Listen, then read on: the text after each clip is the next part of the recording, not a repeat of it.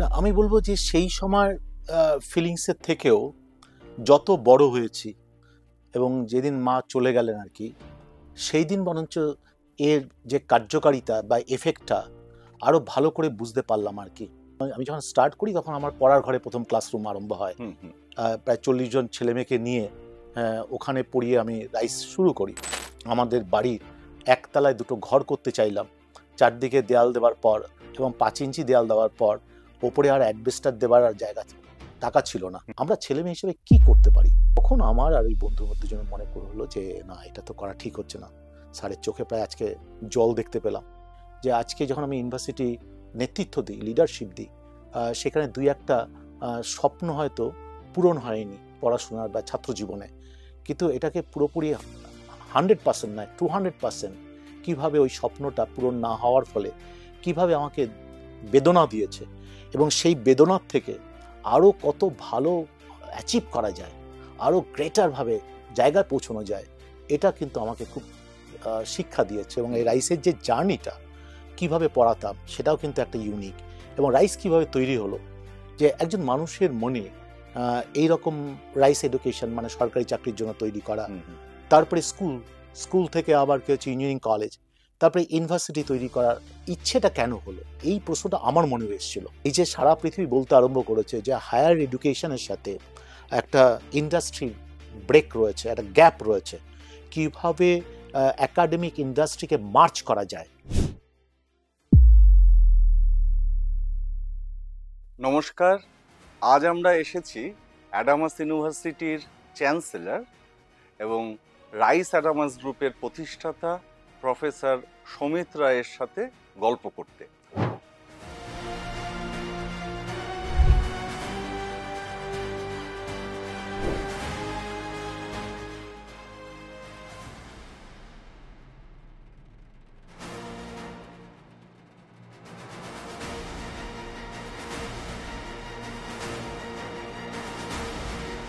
আমাদের অনুষ্ঠান সংস্কৃতির খোঁজে, তাতে স্যারের সাথে আমরা আলোচনা করার চেষ্টা করব, জেনে নেওয়ার চেষ্টা করব ওনার জীবনের বিভিন্ন রকম ঘটনা, ওনার পরিবার, ওনার স্কুল জীবন, ওনার বন্ধু বান্ধব, এরকম কিছু কথা। স্যার, আজকের আপনার সাথে যে আমাদের এই পডকাস্ট অনুষ্ঠানটা, সেটা হয়তো আগামী দিনে আরো অনেক লক্ষাধিক মানুষ দেখবেন। এটা আমরা তাদের দেখানোর চেষ্টা করব যে প্রফেসর সমিত রয় তিনি যে পজিশনটা হোল্ড করছেন সেটা তো একদম আজ থেকে 40 বছর আগে যখন রাইস গ্রুপ শুরু হয়নি সেই সময় তো সেটা সেরকম ছিল না। আপনি 1980 সালে আপনার কর্মজীবন শুরু করেছেন। সেই সময় আপনি সফটওয়্যার প্রফেশনাল হিসাবে, একজন কম্পিউটার প্রফেশনাল হিসাবে আপনার জীবন শুরু করেছিলেন। তারপরে আপনি 1985 সালে রাইস সৃষ্টিই বলবো, সেটা আপনার পরবর্তীকালে যে অ্যাডামাস টেক আপনি তৈরি করলেন, সেটা কি সেই 1980 সালের যে আপনি সফটওয়্যারের যে জার্নিটা শুরু করেছিলেন তারই কন্টিনিউশন? না, এ ব্যাপারে কোনো সংশয় নেই যে রিসেন্টলি আমরা অ্যাডামাস টেক যার জার্নি আমরা শুরু করেছি তার কিছুটা ইনফ্লুয়েন্স তো নিশ্চয়ই রয়েছে। একটা সময় আমি সফটওয়্যার ডেভেলপার ছিলাম, সিস্টেম অ্যানালাইসিস ছিলাম। দুর্ভাগ্যবশত প্রায় 90s কথা আমার মনে পড়ে আর কি, যখন পশ্চিমবঙ্গে প্রথম কম্পিউটার ট্রেনিং সেন্টার এবং সফটওয়্যার ডেভেলপমেন্ট অর্গানাইজেশন আমি তৈরি করি, তখন কোনো একটা কারণে এই রাজ্যে অনুকূল পরিবেশ ছিল না কম্পিউটার সফটওয়্যার ডেভেলপমেন্টের ক্ষেত্রে। বিভিন্ন রকম বাধা বিপত্তি নিষেধাজ্ঞা ছিল, ওটাও আমার বলতে পারি। তার ফলে ওই সময় আমার স্বপ্ন যে থমকে গেছিল, সেই থমকে যাওয়া স্বপ্নকে আবার পুনর্জাগরিত করার জন্যই লাস্ট প্রায় 2 বছর ধরে এই অ্যাডামাস টেকটাকে আমি জার্নি শুরু করি। আপনার বড় হয়ে ওঠা বেলঘরিয়ার যতীন দাসনগরে, যেখানে বেলঘরিয়া রামকৃষ্ণ মিশনটাও ওই পলিটেকনিক কলেজ যেটা সেটা রয়েছে। তা সেইটা একদম আমাদের পাড়া কালচার যাকে বলে তার মধ্যে থেকে আজকে আপনি অ্যাডামাস নলেজ সিটি সেটা তৈরি করেছেন। তা এই যে ভিশনটা, সেটা আপনার কিভাবে আসলো?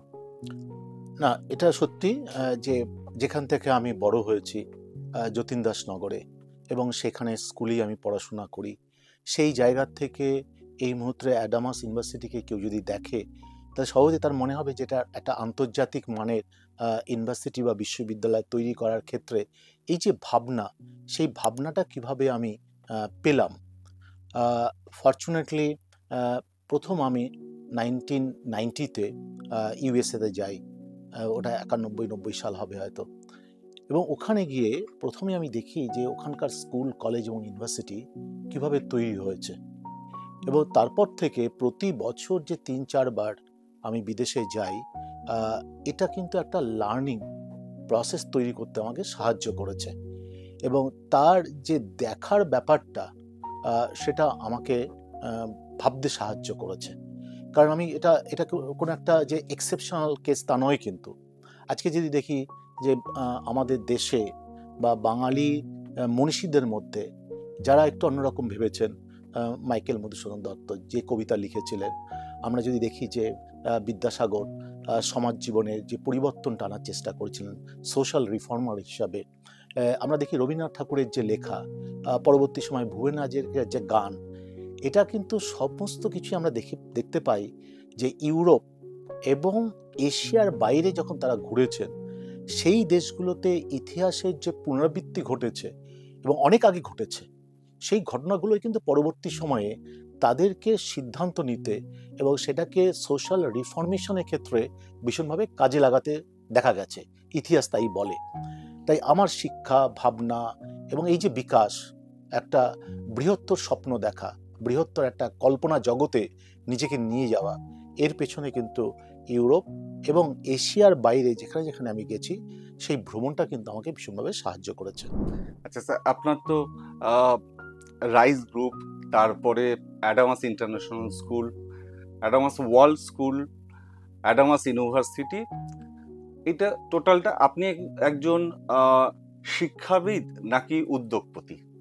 না, এ ব্যাপারে কোনো সংশয় নেই। আমার প্রথম পরিচয় শিক্ষাবিদ, এবং প্রথম পরিচয় একজন শিক্ষক, এবং শেষ পরিচয় হচ্ছে আমার একজন কিন্তু শিক্ষক, এবং সেই জায়গা থেকে কিন্তু আমার এই জার্নিটা। স্যার, আপনি তো এতদিন ধরে ছাত্রছাত্রীদের পড়াচ্ছেন, আজকে হঠাৎ করে যদি আপনি ছাত্রছাত্রীদের জায়গাতে বেঞ্চে গিয়ে বসেন, আপনার কিরকম অনুভূতি হবে? এভাবে কোনো সংশয় নেই। ধরুন, দীর্ঘ 40 বছর ধরে আজকে রাইস অ্যাডামাস গ্রুপের যে চলার পথ, এবং আজকে প্রায় 3000 এমপ্লয়ি কাজ করে। আমাদের ফার্স্ট জেনারেশন এন্টারপ্রেনার্স, আমাদের হাতে কিন্তু কোনো অর্থ ছিল না, কিন্তু ছাত্রদের পড়িয়ে যে অর্থ, সেই অর্থ দিয়ে কিন্তু রাইস অ্যাডামাস গ্রুপ তৈরি হয়েছে। তাহলে প্রতিদিন আমি বোঝার চেষ্টা করি যে আমি যখন ক্লাস নিই বা আমাদের টিচাররা যখন ক্লাস নেবে, একজন ছাত্র বা ছাত্রী বেঞ্চে বসে তার যে প্রত্যাশা, তার যে ভাবনা, তার যে এক্সপেকটেশন, সেটা আমি বেঞ্চে না বসলেও যদি আমি ক্লাস নেওয়ার ক্ষেত্রে ইন্টারাক্ট করতে না পারি এবং অ্যাজিউম এবং মেজার না করতে পারি, তাহলে কিন্তু এই দীর্ঘ 40 বছর শিক্ষকতার মধ্যে দিয়ে যে ট্রান্সফরমেশন অফ এ বিজনেস, এটা কখনোই সম্ভব হতো না। তাই সেই দিক থেকে আমি কখনোই ভাবি না যে নতুন করে আবার ছাত্রছাত্রীর পাশে গিয়ে বেঞ্চে বসলে পরে আমি কিছু একটা ডিফারেন্স বুঝতে পারবো বা ভাবতে হবে। আমি নিজেও রাইসের একজন প্রাক্তন ছাত্র। আমি দেখেছি আপনাকে ক্লাস নিতেও দেখেছি, আমি দেখেছি আপনি স্কেল হাতে নিয়ে ক্লাস করাচ্ছেন। কিন্তু আজকের দিনে যদি ক্লাসে কোনো শিক্ষক বা শিক্ষিকা হাতে স্কেলটুকুও নিয়ে যায়, প্রায় 2 দিন আগে আমি সংবাদপত্রে দেখলাম কোনো একজন শিক্ষিকাকে, তাকে কোর্ট থেকে জরিমানা করা হয়েছে, সে তার স্টুডেন্টকে বকা দিয়েছে বা শাসন করেছে। তা সেই সময়টা আর আজকের দিনের এই যে পরিবর্তন, অবশ্যই এটা পরিবর্তন, সেটাকে আপনি শিক্ষক হিসাবে কিভাবে দেখেন? দেখুন, আমি বলবো যে এই পরিবর্তনটা যত না সামাজিক পরিবর্তন, তার থেকে বেশি হচ্ছে ছাত্রছাত্রী এবং টিচারদের মধ্যে যে সম্পর্ক, তার অবনতি, এবং এই সম্পর্কের যে ব্যবধান, সেটা বাড়তে বাড়তে এমন একটা জায়গায় গেছে তার ফলে কিন্তু এই ঘটনা ঘটছে। এই প্রসঙ্গে আমি বলি যে রাইজ যখন আমি শুরু করি তখন আমার বয়স 23 থেকে 23.5 বছর বয়স। অথচ সেই সময় সরকারি চাকরি পরীক্ষায় বসার যোগ্যতা ছিল 32 বছর, আর SC ST ক্যান্ডিডেট হলে পরে আরো 5 বছর রিল্যাক্সেশন। তার মানে আমি যখন ক্লাসে যেতে আরম্ভ করলাম 23-24 বছর বয়সে, তখন কিন্তু আমার ছাত্রছাত্রীদের বয়স, কারোর বয়স 32, কারোর বয়স 37, অ্যান্ড দেন হ্যান্ডিক্যাপের যে বয়স সীমার যে ছাড় আছে ইভেন 40 পর্যন্ত। আবার এক্স সার্ভিসম্যানরাও কিছু ওই ক্লাসে আসতেন। তা আমার খুব সহজ একটা নীতি ছিল যে আমি যদি 23-24 বছর বয়সের যুবকের মতো বিহেভ করি তাহলে কিন্তু ছাত্রছাত্রীরা আমাকে মানবে না। সেই জন্য সাইকোলজিক্যালি আমি রোজ ভাবতাম যে আমার বয়স +25। আচ্ছা, তার মানে 23 + 25 যদি হয় তাহলে প্রায় 48 থেকে 50। ওই সময় ছাত্রছাত্রীদের আমি পড়াতে গিয়ে আমি স্কেল নিয়ে যেতাম। ইভেন এখনো অনেকে ডেপুটি ম্যাজিস্ট্রেট আছে, অনেকে এখন সেক্রেটারি লেভেলে পৌঁছে গেছে। হ্যাঁ, তারাও এখনো বলে, দেখা হলে স্যার মনে আছে প্রথম দিন কিন্তু স্কেল দিয়ে খেয়েছে, হাতে 2টো বাড়ি মেরেছিলেন। তা আমি ছাত্রছাত্রীদের বলতাম যে দেখো আমি 2 ঘন্টা পড়াবো, 2 ঘন্টা পড়ানোর সময় যদি মনে হয় আমি তোমাদের কিছু দিতে পারলাম তাহলে কিন্তু আমি তোমাদের থেকে কিছু নেওয়ার চেষ্টা করব। এবং এই যে নেওয়ার চেষ্টাটা, এটা ব্যক্তিগত সম্পদ তৈরি করার জন্য নয় কিন্তু, বা ব্যক্তিগত স্বার্থের জন্য নয়, এটা তোমার স্বার্থের জন্য। আজকে তুমি বুঝবে না, যেদিন তুমি চাকরি পাবে, কারণ প্রতি মাসে যখন তুমি চাকরি করার ফলে বেতন নেবে, তুমি মাধ্যমিক স্কুলকে ভুলে যাবে, তুমি হাই সেকেন্ডারি স্কুলকে ভুলে যাবে, কোথা থেকে পাস করেছো, কলেজ ইউনিভার্সিটি থেকে ভুলে যাবে। কিন্তু মাসের 1 তারিখে যখন মাইনেটা আসবে তখন কিন্তু রাইসের কথা বা আমাদের কথা কিন্তু তোমার মনে থাকবে, একদম একদম একদম রিটায়ারমেন্ট পর্যন্ত, এন্ড পেনশন পাওয়ার পর্যন্ত। তা আমার লক্ষ্য ছিল যে এদেরকে ভালোভাবে বোঝানো, খুব অ্যাটেন্টিভ যাতে হয়। এবং কালকে রাত্রিবেলা আমি একটা ক্লাস নিয়েছি আমাদের অ্যাডামাস ইউনিভার্সিটিতে, রাত্রি প্রায় 7টা থেকে 9:30 পর্যন্ত ম্যাথসেরই ক্লাস নিয়েছি, যেখানে যারা আগামী দিনে WBCS অফিসার এবং SSC রেলে পরীক্ষায় বসবে, এবং এটা মাইনরিটি একটা গ্রুপ ছিল। আমি স্কেল নিয়ে ঢুকিনি, কিন্তু আমি পরিষ্কার বলেছিলাম যে 2 ঘন্টা আমি ক্লাস নেব, নেওয়ার পর আমি প্রশ্ন জিজ্ঞেস করব, জিজ্ঞেস করার পরে যদি না পারো তাহলে কিন্তু বেঞ্চের উপর দাঁড় করিয়ে দেবো। আমি দেখলাম যে এই কথাটা বলার সাথে সাথে 2-1 এদিক ওদিক মুখের দিকে তাকালো। তা আমি তখন আর কিছু বলিনি। এবার আমি যখন 1 ঘন্টা ক্লাস নিলাম, নেবার পর যখন বললাম যে তোমরা কি আমার ক্লাস থেকে কিছু পেলে? হ্যাঁ স্যার পেলাম। কি কি পেলে? স্যার পেলাম হচ্ছে information, extremely good skill from a teacher, আরেকটা পেলাম আন্তরিকতা। তা এই 1 ঘন্টা পরে বললাম তাহলে আমি কিন্তু পড়া যখন পারবে না আবার বেঞ্চের উপর দাঁড় করাবো। তখন দেখলাম ওরা কিন্তু খুব হাসলো। তার মানে এই ইন্ডিকেশনটা যে ওদের মন জয় করতে আমি পারলাম। এবার যদি আমি ক্লাস নেবার পরে 2টো প্রশ্ন জিজ্ঞেস করার পর একজনকে যদি আমি বেঞ্চে দাঁড় করিয়ে দিই, হ্যাঁ, এটা কিন্তু হিউমিলেশন নয়, এটা হচ্ছে যে বয়সে তুমি এসছো সেটাকে যদি তুমি জয় করতে চাও, তোমাকে যে নিরন্তর পরিশ্রম করতে হবে এবং তোমাকে যে সময় দিতে হবে। এবার তোমার মানের সম্মানে যদি একটু আঘাত না করি, পিকে ব্যানার্জি আমরা জানি যে ভারতীয় ফুটবল অনেক দিন পিছিয়ে রয়েছে, কিন্তু পিকে ব্যানার্জি যখন বিদেশের টিম আসতেন, আমরা প্রথম হাফ কিন্তু পিকে ব্যানার্জির নেতৃত্বে যে কোনো ইস্টবেঙ্গল মোহনবাগান টিম কিন্তু আটকে দিতেন। সে কসমস থেকে আরম্ভ করে পেলে থেকে আরম্ভ করে সেই, কারণ পিকে ব্যানার্জি তখন দেশ কি, দেশাত্মবোধ কি, স্বাধীনতা কি, এটা যখন বলতেন তখন ছেলেমেয়েরা সমানে, মানে ছেলেরা আর কি ওই টিমের, তারা ভীষণ জান প্রাণ দিয়ে খেলতেন। ওনার ভোকাল টনিক তো বিখ্যাত, খেলতেন। কিন্তু যেই একটা হাফ হয়ে গেল, তারপরে ইচ্ছে থাকলেও ওদের ফিজিও দিত না, তার ফলে 3-4 গোল খেত। তাহলে এই ছাত্রছাত্রীদের যে এভাবে ইন্সপায়ার্ড করা লক্ষ্যে পৌঁছানোর জন্য, এটা কিন্তু ওরা তখন বোঝে যে হ্যাঁ, যে আন্তরিকভাবে ভালোবাসতে পারে, যে আমাকে এগিয়ে দিতে পারে, তবে তারও একটা ক্ষমতা বা তারও একটা কি হচ্ছে ইচ্ছে হতে পারে আমাকে পানিশ করার, যদি আমি কথা না শুনি। এটার মনে হচ্ছে আমার অভাব হয়েছে। নিশ্চয়ই আমি জানি যে আজকে অভিভাবক বা স্টুডেন্টরা ইন্টারপ্রিটেশনের ক্ষেত্রে অনেক রকমের অনেস্টি লেভেলটাকে ভায়োলেট করে। আগে আমাদের সময়ে আমাদের টিচাররা যদি মারতো, আমরা যদি বাবা মাকে গিয়ে বলতাম, বাবা মা আরো 2-1টা কিলচর দিয়ে বলতেন ভালো হয়েছে, মেরেছে, আমি আরো 2টো যোগ করলাম। তা সেটা কিন্তু আমরা ভয় আর বলতামই না যে টিচার আমার কান মলে দিয়েছে। হ্যাঁ।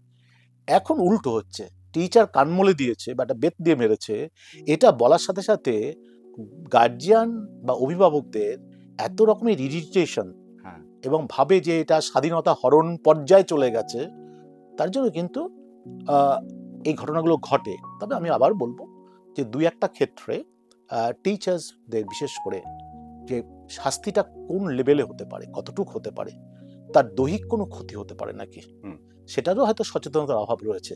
তার জন্য দুই একটা পানিশমেন্টের পরে ইনসিডেন্ট ঘটতেও আমরা দেখি। অ্যাকচুয়ালি আমার ঠাকুরদাদা শিক্ষক ছিলেন, আমার বাবা শিক্ষক, আর আমার যে আইডল আপনিও একজন শিক্ষক। তা সেইখানটায় শিক্ষকদের তাদের কোনো হিউমিলেশন, সেটা ভীষণ, শুধু আমার নয় সবারই নিশ্চয়ই খারাপ লাগে। তার ওই জন্যই যে এই যে বিভিন্ন মিডিয়াগুলো তারাও সেটা নিয়ে এক্সাগারেশন শুরু করে দেয়। হয়তো তাদের কাছে অন্য কোনো খবর নেই, এটাকে শিক্ষকদের যতটা ডাউনগ্রেড করা যায় সেই সমস্ত চেষ্টা। আমার ব্যক্তিগত এটা মতামত যে এই বিভিন্ন মিডিয়াগুলো বা সংবাদপত্রগুলোর এই ধরনের নিউজগুলো কাভার বোধহয় না করাই ভালো। দেখুন, এই টিচারদের গ্রাউন্ড বা তাদের নিচে নামিয়ে নিয়ে আসা, এটা কিন্তু লক্ষ্য না। আমরা দেখতে পাই যে আজকের দিনে না সাধনা, প্রচুর সময় ধরে কোনো জিনিস গড়ব, সেটার অভাব ঘটেছে। তারপরে টিভি চ্যানেল বা কিছু কিছু সাংবাদিকরা ভাবেন যে পজিটিভ খবর দিতে গেলে পরে যে পরিশ্রম করতে হবে এবং দিনের পর দিন আমাকে অপেক্ষা করতে হবে এটাকে ভালো করার জন্য, তার থেকে বরঞ্চ একটা নেগেটিভ খবর দিলে পরে অনেক বেশি হইচই হয়, অনেক বেশি শেয়ার হয়, সো অল্পতে গেইন হয়।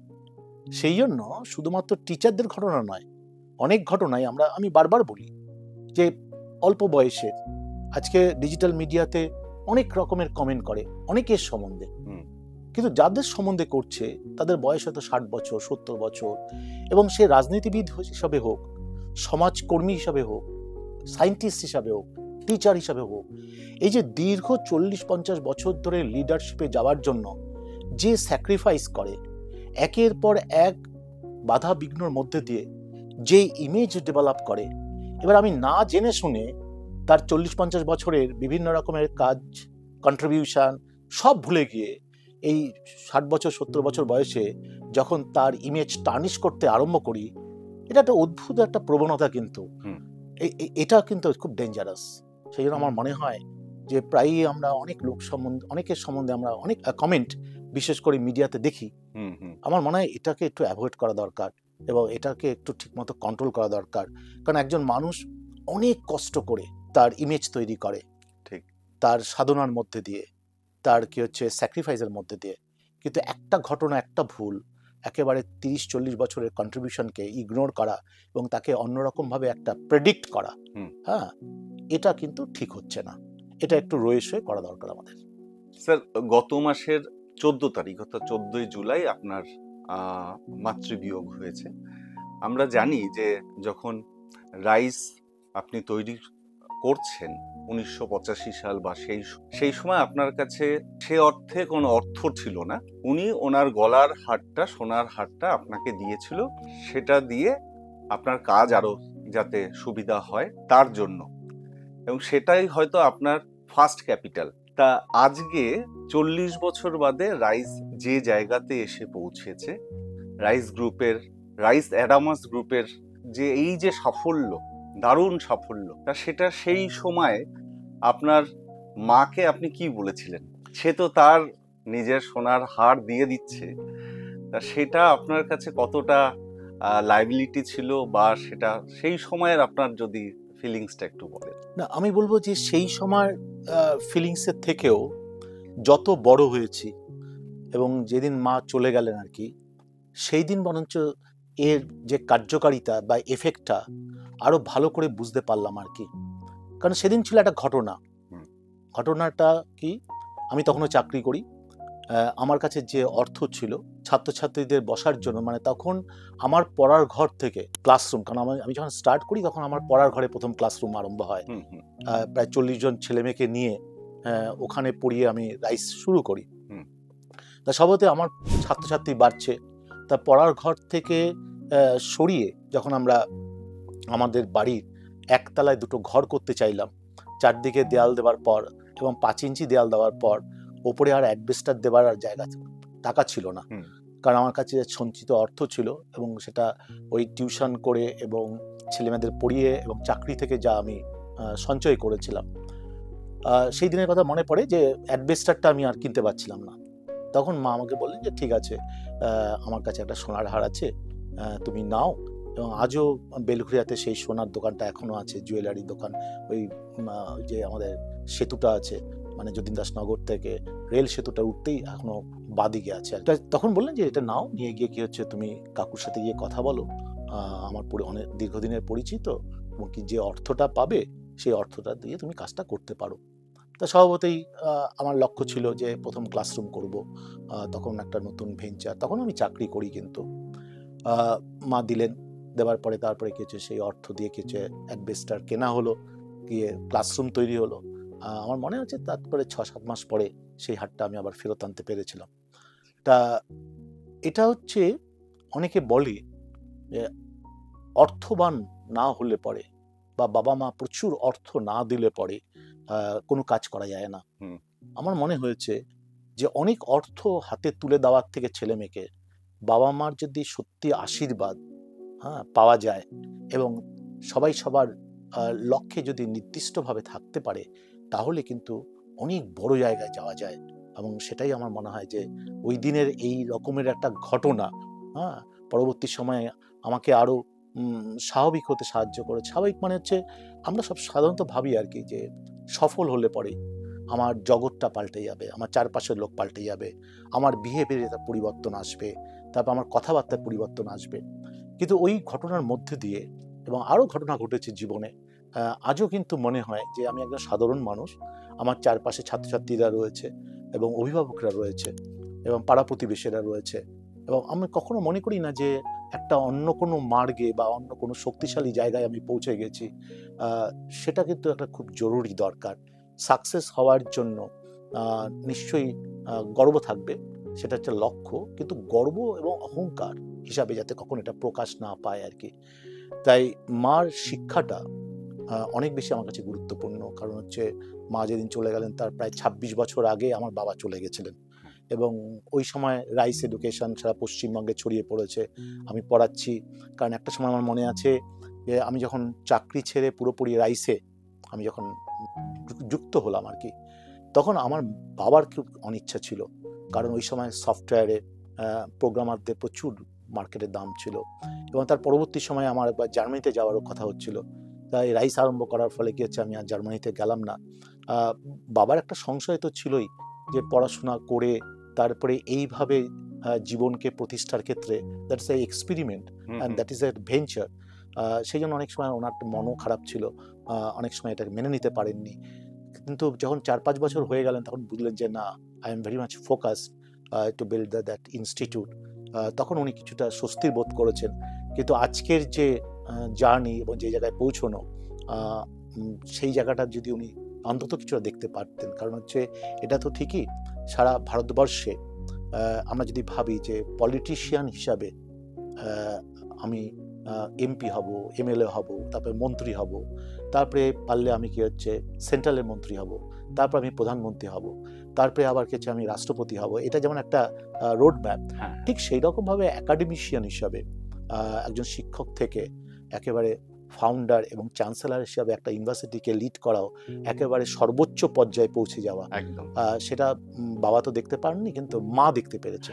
তা সেদিক থেকে আমার ভালোই লেগেছে যে 26 বছর আগে বাবা চলে গেছিলেন, কিন্তু মা অন্তত 26 বছরে এই জিনিসটা অন্তত দেখতে পারলেন আর কি।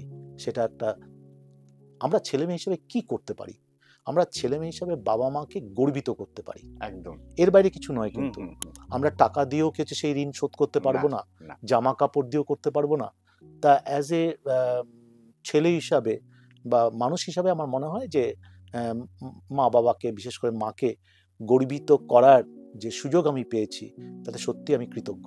স্যার, আপনার ছোটবেলায় যে বন্ধুরা ছিল তাদের বেশ কয়েকজনের সঙ্গে নিশ্চয়ই এখনো আপনার সম্পর্ক রয়েছে। আপনার যে শিক্ষক যারা ছিলেন, আমি কিছুদিন আগে আপনার কাছেই শুনেছি আপনার যারা স্কুলের শিক্ষক প্রাক্তন এখন তারা অবশ্যই তাদেরকে আপনি ডেকে সম্মানিত করেছেন। মানে এর থেকে ভালো কোনো ছাত্রের বোধহয় আর কাজ হতে পারে না নিজের শিক্ষককে সম্মান জানানোর মতো। তা বর্তমান আপনার যে ছোটবেলার যা বন্ধুরা রয়েছে তাদের সম্পর্কে যদি একজনের কথা একটু বলেন। দেখুন, ছোটবেলায় বন্ধুদের সাথে আমরা যখন পড়াশোনা করেছি, তখন তো বন্ধুদের সাথে চলাফেরাটা করা মানে হচ্ছে সংসারের একটা অংশ। হুম। কারণ আমার মনে পড়ে যে যতীন দাস নগরে যখন আমরা থাকতাম আর কি, তখন আজকের ভারতবর্ষের নিরিখে দারিদ্র সীমার নিচে ছিলাম আমরা। একদম। কারণ ওইখানে এমন একটা স্কুলে আমরা পড়তে যেতাম আর কি, যেখানে বেতন খুব কম দিতে হতো। আরো বেশি বেতনে স্কুলগুলো ছিল, সেখানে আমরা পড়তে যেতে পারতাম না। তার ফলে আমাদের টিফিন ভাগ করে খাওয়া, অথবা ক্লাসরুমের যে টেবিলটা আছে সেই টেবিলটার মধ্যে কি হচ্ছে বই রেখে একটা নেট তৈরি করে সেখানে টেবিল টেনিস খেলা, রাইট? তা এই যে তখন বন্ধুদের সাথে এই রকম মেলামেশার মধ্যে দিয়ে বড় হওয়া, সেটা কিন্তু আজও খুব আমার হৃদয়ে খুব উজ্জ্বল আর কি। এবং সেই জায়গার থেকে আমি হাই সেকেন্ডারি পরীক্ষা যখন দিলাম আর কি, হাই সেকেন্ডারি পরীক্ষার রেজাল্টটা খুব আনএক্সপেক্টেড আমার একটু খারাপই হয়েছে, ভালো হয়নি। কারণ হচ্ছে এই প্রসঙ্গে আমি আসবো আর কি, যে আজকে যখন আমি ইউনিভার্সিটি নেতৃত্ব দিই, লিডারশিপ দিই, সেখানে দুই একটা স্বপ্ন হয়তো পূরণ হয়নি পড়াশোনার বা ছাত্র জীবনে, কিন্তু এটাকে পুরোপুরি 100% নয়, 200% কিভাবে ওই স্বপ্নটা পূরণ না হওয়ার ফলে কিভাবে আমাকে বেদনা দিয়েছে, এবং সেই বেদনার থেকে আরো কত ভালো অ্যাচিভ করা যায়, আরো গ্রেটার ভাবে অ্যাচিভ জায়গায় পৌঁছানো যায়, এটা কিন্তু আমাকে খুব শিক্ষা দিয়েছে। তাই আমার যে বন্ধু বান্ধবরা ছিল, আমার যখন ক্লাস হাই সেকেন্ডারি পরীক্ষার রেজাল্টটা খারাপ হলো, আমি কিন্তু কমপ্লিটলি প্রায় 15 বছর 20 বছর তাদের সাথে কোনো যোগাযোগ রাখিনি। কারণ ওই তখন হচ্ছে আমি প্রোগ্রামার, আমি তখন ডেটাটেক গ্রুপে এবং লিপটনের সিনিয়র প্রোগ্রামার হিসাবে রয়েছি। কিন্তু তারপরে যখন আমি রাইস আরম্ভ করলাম, এই 15 বছর কিন্তু একেবারে কারোর সাথে যোগাযোগ না রেখে আমি কিন্তু আমার ইনস্টিটিউটকে ডেভেলপ করেছি। তা কিন্তু তাদের সাথে এখনো অনেক যোগাযোগ রয়েছে, হ্যাঁ, এবং অনেক সময় আমরা বছরে দুবার একবার হই। কিন্তু আমি যেটা মনে করি আর কি, এবং এটাই হওয়া উচিত, যে ওই যে ক্লাস 5, 6, 7, 9, 10-এ বন্ধুদের মধ্যে কোনো ভেদাভেদ ছিল না, যে কার বাবা ভীষণ ধনী, কে গরিব, সেই যে মন, আজকে যখন বন্ধু বান্ধবদের সাথে মিশি আর কি, তখন কিন্তু আমি আজও ওরকমভাবে ভাবি যে আমরা কোথায় পৌঁছে গেলাম, কে কোথায় পোস্টে আছে, কে কাকে কত মানুষ চেনে, কত কি হচ্ছে পাওয়ারফুল। নো, আজও যখন আমরা কথা বলি বা আমি কথা বলি, তখন কিন্তু আমার মনে হয় যে ওই যে সময়ের একেবারে কোনো ভেদাভেদ ছাড়া বন্ধু বান্ধবদের সাথে যে সম্পর্ক, সেই সম্পর্ক কি হচ্ছে এখনো রয়েছে। কারণ ওই সময় আমরা ফুটবল টিম করেছিলাম স্কুল থেকে, আমাদের ক্রিকেট টিম ছিল, এবং যে স্কুলে আমি পড়াশোনা করেছি যতীন দাস বিদ্যা মন্দির আর কি, সেখানে টিচাররাও আমাদের ভীষণভাবে ভালোবাসতেন। এবং আমি বলবো আর কি, যে এই যে আমি একজন ভালো শিক্ষক, কেন ভালো শিক্ষক, একজন শিক্ষক হিসাবে স্টুডেন্টদের জীবন কিভাবে চেঞ্জ করে দেওয়া যায়, আমি আমার নিজের জীবনে একটা ঘটনা আমি বলবো পরবর্তী সময়ে, যে আমাকে এটা ভীষণভাবে সাহায্য করেছে। তাই বন্ধুরা রয়েছে, অনেক বন্ধুই রয়েছে, তাদের সাথে যোগাযোগ রয়েছে। দুই একজন হয়তো এই মুহূর্তে পৃথিবীর মায়া ছেড়ে চলে গেছে, তাদের কথাও মনে পড়ে। তাই বন্ধু হচ্ছে নিখাত বন্ধুত্ব, সেখানে আর কোনো পার্থক্য নেই। যেটা বলছিলেন আপনি, যে শিক্ষক আপনার জীবনের যে মোড় বদলে দিয়েছিল, আমার মনে আছে, আমি যখন প্রাইমারি স্কুল থেকে পাশ করি, তখন বৃত্তি পরীক্ষা বলে একটা পরীক্ষা ছিল, একটা ইয়ে ছিল। তা ওই ক্লাস 4র্থ শ্রেণীতে আমি বৃত্তি পাই আর কি। বৃত্তি পাওয়ার পরে তখন তো আর আমাদের বাবা মারা এরকম ভাবে হাত ধরে নিয়ে গিয়ে ভালো স্কুল বা ভালো কলেজে ভর্তির ব্যাপারে যেতেন না। তা বাবা ফিরে আসলেন বাজার করে, এসে বললেন, এই দেখো যতীন দাস স্কুলের হেডমাস্টারের সাথে আমার দেখা হয়েছিল, আমি বলে দিয়েছি যে তুমি যাচ্ছ, ভর্তি হবে, আর উনিও বললেন যে পাঠিয়ে দেন ছেলেকে, ভর্তি করে নেব। তা স্বভাবতই স্কুলে ভর্তি হলাম, ক্লাস 5। বৃত্তি পেয়েছেন মানে বৃত্তি তারাই পেত যারা দারুণ ব্রাইট স্টুডেন্ট ছিল। সেটা ব্রাইট না কি হচ্ছে কম ব্রাইট সেটা জানি না, কিন্তু পাওয়ার পরে তারপরে আমি স্কুলে ভর্তি হই আর কি। ক্লাস 5-এ যখন ভর্তি হই, আমার বাবা মা ছিলেন একেবারেই আমি বলবো যে ছেলে মেয়েদের কিভাবে মানুষ করবে, সৎ মানুষ তৈরি হবে, এটাই তাদের লক্ষ্য ছিল। কিন্তু ছেলে মেয়ে ডাক্তার ইঞ্জিনিয়ার হবে এবং প্রচুর উচ্চ পদে চাকরি করবে, এটা কখনো তারা, এবং পড়াশোনা করে ফার্স্ট সেকেন্ড থার্ড হতে হবে, এটা কখনোই তাদের মানে হিসাব খাতায় ছিল না আর কি। তা আমার থেকে আমার দুই দিদি প্রায় 4-5 বছরের বড়, ওরা এমনি পড়াশোনা করতেন আর কি, এবং বাবা মা দেখতেন যে পাস করছে নাকি একটা ক্লাস থেকে আরেকটা ক্লাসে ওঠার জন্য। স্বভাবতই 5-6 বছর পরে বয়সের ডিফারেন্সে যখন আমি হই, আমি ওদের কাছে খুব ভালোবাসার পাত্র ছিলাম আর কি ছেলে হিসাবে, তাই ওরা পড়াশোনার উপর কিন্তু খুব জোর দিতেন না। তা ওই সময় একজন অঙ্কের টিচার আসেন, অসিত বাবু, আজও নামটা আমার মনে আছে। খুব সম্ভবত উনি স্ট্যাটিস্টিক্যাল ইনস্টিটিউটে পরবর্তী সময় চাকরির জন্য চলে গেছিলেন আর কি। অসিত বাবু ভীষণ বাংলাদেশি ভাষায় কথা বলতেন। আচ্ছা, তা এটা আমাদের কাছে খুব একটা এনজয় করার ব্যাপার হলো। তো অসিতবাবু ঢুকলে পরে এই বাংলাদেশিদের মতো কথাবার্তা এবং ওইভাবে তাকে বিরক্ত করা রীতিমতো আর কি। তা অসিতবাবু কিছুতেই আর পড়াতে পারতেন না। তা এইরকম যখন ঘটনাটা হচ্ছে, আর ওই সময় আমাদের হেডমাস্টার ছিলেন দীনেশ চন্দ্র মজুমদার, ওই সময় যথেষ্ট শক্ত হেডমাস্টার কিন্তু, এবং ওই সময় আমার মনে আছে, আমাদের মনে আছে, সবারই মনে আছে যে ক্লাস যখন চলতো বারান্দায় উনি কি হচ্ছে সমানে পাইচারি করতেন, যে ক্লাসে কিছু কোনো গন্ডগোল হচ্ছে নাকি বা কিছু পড়াশোনা করছেন সবাই করছে নাকি। তা ওই দীনেশবাবু দেখতেন যে সেকশন বি ক্লাস 6-এর সমানে কিন্তু একটু হইচই হচ্ছে। তা হইচই কি হচ্ছে, ওই টিচার কিছুতেই কনসেন্ট্রেট করতে পারতেন না আমাদের একটু এই সমস্যার জন্য আর কি। তা স্বভাবতই এরকম হচ্ছে তখন একদিন দেখলাম 3-4 মাস ক্লাস হয়ে গেছে। তা অসিতবাবু আমাকে ডেকে বললেন, এবং আমার সাথে আরেক যে বন্ধু ছিল, যে দেখো তোমরা তো এরকম অঙ্ক ক্লাসে আমাকে খুব ডিস্টার্ব করছো, তার ফলে আমি অঙ্ক করাতে পারছি না, আর হেডমাস্টার্স কিন্তু এটা দেখছে। তা এখন আমি বাংলাদেশ থেকে এসেছিলাম, ওখানে বাংলাদেশে আমার ভাই বোনেরা আছে, তাদেরকে হচ্ছে চাকরি করে এখান থেকে মায়না পাঠাবো, তারা ভালো থাকবে। তাই সেই রকম একটা জায়গার থেকে উনি খুব দুঃখিত ছিলেন আর কি। তোমরা যদি আমাকে সাহায্য না করো তাহলে তো আমার চাকরিটা চলে যাবে। আচ্ছা। তা তখন আমি আর আমার যে বন্ধু দুজনে আলোচনা করলাম যে এটা তো ভালো ব্যাপার, আমরা তো চাইছিলামই স্যার বিরক্ত হোক, তাহলে বিরক্তটা একটু বেশি হোক আর কি। তা একটু আমরা হোমওয়ার্কটা দিতাম না, হোমওয়ার্কটা দিলে পরে খাতা হয়তো জমা দিতাম না, এরকম করতাম আর কি। তা তার 2 সপ্তাহ পরে অসিতবাবু আবার ডাকলেন, ডেকে বললেন যে তাহলে তোমরা তো আমার কথা শুনলে না, এটাই মনে হচ্ছে লাস্ট দেখা, বলে পকেট থেকে 2টো নিমকি বিস্কুট, তখন নিমকি বিস্কুটের দাম ছিল খুব সম্ভবত 2 পয়সা করে, দুজনের হাতে 2টো দিয়ে দিলেন, দিয়ে বললেন যে ঠিক আছে, আর কিন্তু আমি দেখা করবো না তোমাদের সাথে। তা তখন আমার আর ওই বন্ধুর মধ্যে দুজনের মনে হলো যে না, এটা তো করা ঠিক হচ্ছে না, স্যারের চোখে প্রায় আজকে জল দেখতে পেলাম, তাহলে কালকে এসে আবার স্যারকে জিজ্ঞেস করবো যে কি করলে পরে আপনার সুবিধা হয়। তো অসিতবাবু পরের দিন জিজ্ঞেস করলাম যে স্যার কি করলে ভালো হয়। তখন বললেন যে তোমরা একটা কাজ করো, ক্লাসের পরে আমাদের কাছে অঙ্ক শেখো, আমি ক্লাস নেব, তো অঙ্ক করবে।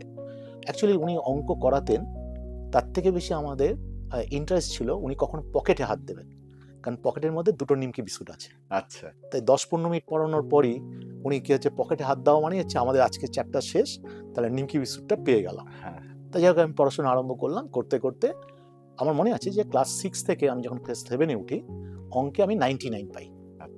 7-এ যখন আমি উঠলাম তখন সব টিচাররা এসে জিজ্ঞেস করে ফার্স্ট কে, সেকেন্ড কে, থার্ড কে, ফোর্থ কে। তখন আমি প্রথম রিয়েলাইজ করলাম যে তাহলে এতদিন যেটা ক্লাসে খুব রিস্ক নিয়ে হইচই করতাম একটু হিরো হওয়ার জন্য বা কি হচ্ছে অ্যাটেনশন ড্র করার জন্য, তাহলে এটা অনেক সেফার। যদি পড়াশোনা করা যায় তাহলে এমনি কিছু অ্যাটেনশন ড্র করা যায়। অ্যান্ড দেন ক্লাস 7 থেকে কিন্তু আমি খুব সিরিয়াস স্টুডেন্ট হলাম, এবং ক্লাস 10 পর্যন্ত একেবারেই 1 থেকে 5-এর মধ্যে বা 6-এর মধ্যে আমরা 5-6 জন ছিলাম, ঘুরিয়ে কেউ সেকেন্ড হতো, কেউ থার্ড হতো, কেউ ফোর্থ হতো, এরকমভাবে কি হচ্ছে সাধারণত আমাদের র্যাঙ্কিংটা ঠিক হতো আর কি। ক্লাস 10 থেকে যখন আমি ভালো পড়তে আরম্ভ করি আর কি, তখন আমাদের একজন টিচার ছিলেন ফিজিক্সের, স্বপন সোম। আমি ক্লাস 11-এ ভর্তি হওয়ার পর স্বপন সোম আমাকে ডেকে বলেন যে না, দেখো এবার তুমি আমাদের স্কুলে, কারণ দুজন ভালো ছেলে ছাত্র আর কি বেরিয়ে গেছিলেন তখন, ওরা রামকৃষ্ণ মিশনে চলে যান আর কি। তা স্বপনবাবু তখন আমাকে বলে যে ক্লাস 11-এ আমার যা মনে হয় যে এবার আইআইটিতে যতীন দাস স্কুল থেকে একজনই যদি চান্স পায়, তুমি পেতে পারো, তা তুমি আইআইটির জন্য প্রস্তুত হও টেস্টের জন্য। বাট আনফর্চুনেটলি তখন আইআইটির যে কোশ্চেন পেপার বা তার পড়ানোর জন্য যে কোয়ালিটি, সেটা একদমই অধরা ছিল। যতীন দাস নগর, বেলঘড়িয়া তখন ভাবাই যায় না, এত লিমিটেড রিসোর্স ছিল আর কি। তার ফলে ওই স্বপনবাবুর কথা অনুসারে যখন আমি প্রস্তুতি আরম্ভ করলাম আর কি, আমার 11-12-এর পড়াশোনাটা একটু নেগলেক্টেড হলো।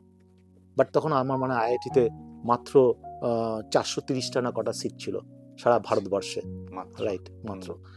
তা দেখা গেল যে যখন ক্লাস 12 পাস করলাম আর কি, রেজাল্টটা সত্যি খুব আনএক্সপেক্টেড খারাপ হলো, এবং আইআইটিতে আমি চান্স পেলাম না।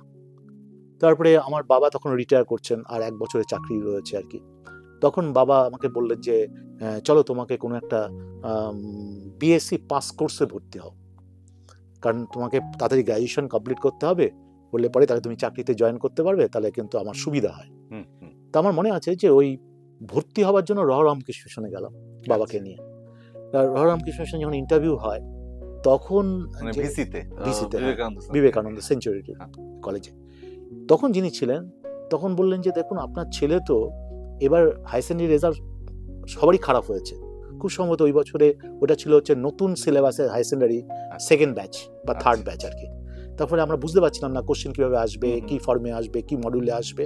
তা উনি তখন বললেন যে দেখুন ওর রেজাল্টটা খারাপ করেছে, অনেকেরই খারাপ হয়েছে, তার মধ্যেও ম্যাথমেটিক্সে যে মার্কসটা পেয়েছে এটা কিন্তু খুব ভালো মার্কস, বরঞ্চ ওকে পাস কোর্সে না ভর্তি করে ওকে ম্যাথমেটিক্স অনার্সে ভর্তি করো। তখন বাবু সিদ্ধান্ত নেয় যে তাহলে তুমি ম্যাথমেটিক্স অনার্স নিয়ে গেছে রামকৃষ্ণ মিশনে পড়ো, কারণ তখন নিয়ম ছিল যে প্রথম 1 বছর অনেক ছেলে মেয়ের সাথে ম্যাথমেটিক্স অনার্সের ক্লাসটা করতে হয়, তারপরে কি হচ্ছে বাই টাইম আর কি আস্তে আস্তে ওরা ওটাকে সিলেক্ট করে আর কি। তা তখন আমি ম্যাথমেটিক্স অনার্স ঠিক বলবো না আর কি, ওই ম্যাথমেটিক্স অনার্স হওয়ার জন্য আমি সিলেক্টেড হই এবং ক্লাস শুরু হয় আর কি। তা এই যে সময়ে 3 জন টিচারের যে প্রভাব, এই প্রভাবটাই কিন্তু আমাকে ট্রান্সফর্ম করে। এবং আজকে প্রথম যে প্রশ্নটা মনে এসেছিল আর কি, যে কিভাবে যতীন দাস নগরে থেকে একটা রাইস এডুকেশন তৈরি করা, অ্যান্ড দেন স্কুল তৈরি করা, দেন অ্যাডামাস ইউনিভার্সিটি তৈরি করা, এবং সারা পৃথিবীতে যে আপনিও জানেন যে ইন্টারন্যাশনাল অফ ইউনিভার্সিটি এখন এশিয়ান স্পেসিফিক আমি বোর্ড মেম্বার। তো এই টিচারদের যে সান্নিধ্য, আমার মনে হয় যে এই দীর্ঘ 40 বছরে আমিও যদি কারোর জীবনে এই ট্রান্সফরমেশনটা আনতে পারি, তাহলেই কিন্তু এটা ফিরিয়ে দেওয়া আর কি। এবং সেই জায়গার থেকেই আমার হচ্ছে পথ চলা, এবং এই ঘটনা আমাকে অনেক রকমভাবে তৈরি করতে সাহায্য করেছে। দারুণ। আপনার তো 2 দিদি আমরা জানতে পারলাম, আপনার আমাদের ম্যাডাম আছেন আর 2 ছেলে। তা ম্যাডাম তো স্টেট ব্যাংকে চাকরি করতেন, তা এখন তো উনি সম্পূর্ণ অ্যাডামাস ইন্টারন্যাশনাল স্কুলটি দেখেন। তা স্টেট ব্যাংকের একটা গুরুত্বপূর্ণ পদ এবং ওই যে সিকিউরিটি, সেটা ছেড়ে আপনার পাশে এসে দাঁড়িয়ে একই সঙ্গে আপনার যুদ্ধে সাথী হওয়া, সেই সময়টা আপনার কিরকম মনে হয়েছিল? না, এ ব্যাপারে কোনো সংশয় নেই যে মিশন যদি কখনো সাকসেসফুল করতে হয় তখন পাশের লোকদের সেটাকে বোঝাতে হয়, এবং ফরচুনেট হলে পরে পাশের লোকেরাও কিন্তু দাঁড়ায়। কিন্তু যখন আমি স্কুল করি আর কি, তখন উনি হচ্ছে স্টেট ব্যাংকে ছিলেন এবং ভালো পদে ছিলেন, এবং ওই পরিবারের 4 জনই ওনারা স্টেট ব্যাংকের এমপ্লয়ি ছিলেন আর কি। তা স্টেট ব্যাংকে যখন 5-6 বছর চাকরি করছেন আর কি, সেই সময়ই আমরা আমাদের দিশারি হাউসে প্রথমে ব্লু কোড বলে একটা মর্নিং স্কুল আমরা চালাতাম। হ্যাঁ, মনে আছে। হ্যাঁ, এবং ওই স্কুলটা সকালে দেখে 9:30টার পরে উনি ব্যাংকে চলে যেতেন, আর আমি রাইস নিয়ে পড়াচ্ছি এবং সারা পশ্চিমবঙ্গে ঘুরছি আর কি। এবং এই রাইসের যে জার্নিটা কিভাবে পড়াতাম সেটাও কিন্তু একটা ইউনিক, এবং রাইস কিভাবে তৈরি হলো সেটাও একটা কিন্তু ভালো মেবি অ্যাক্সিডেন্ট হতে পারে বা একটা ঘটনা হতে পারে আর কি, সেই প্রসঙ্গ আমি পরে আসবো আর কি। হ্যাঁ। তা এবার যখন আমরা স্কুল তৈরি করি অ্যাডামাস ইন্টারন্যাশনাল স্কুল, তখন খুব দরকার হয়েছিল যে এই রেসপন্সিবিলিটি নেওয়া। কারণ ইউনিভার্সিটি অ্যাজ এ ইনভেস্টর বা স্কুল কখনো অ্যাজ এ ইনভেস্টর আমি কখনো দেখিনি। আমরা চেয়েছি যে সোসাইটিতে সমাজ জীবনে ভালো ছাত্র কীভাবে তৈরি করা যায়, ছাত্রী কীভাবে তৈরি করা যায়, এবং উনিও হচ্ছে লরেটো থেকে পড়াশোনা করেছেন। অতএব একটা ক্রিশ্চিয়ান যে ম্যাডাম আছেন, হ্যাঁ, তাদের কিন্তু একটা প্রভাবও ছিল। স্বভাবতই একটা মানুষ গড়ার একটা ভাবনা চিন্তা থাকার ফলে সেই সময় উনি চাকরি ছাড়েন এবং ছেড়ে তারপরে কি হচ্ছে স্কুলে নিজেকে ডেভোট করেন। এবং আমার মনে হয় যে that's is a turning point also.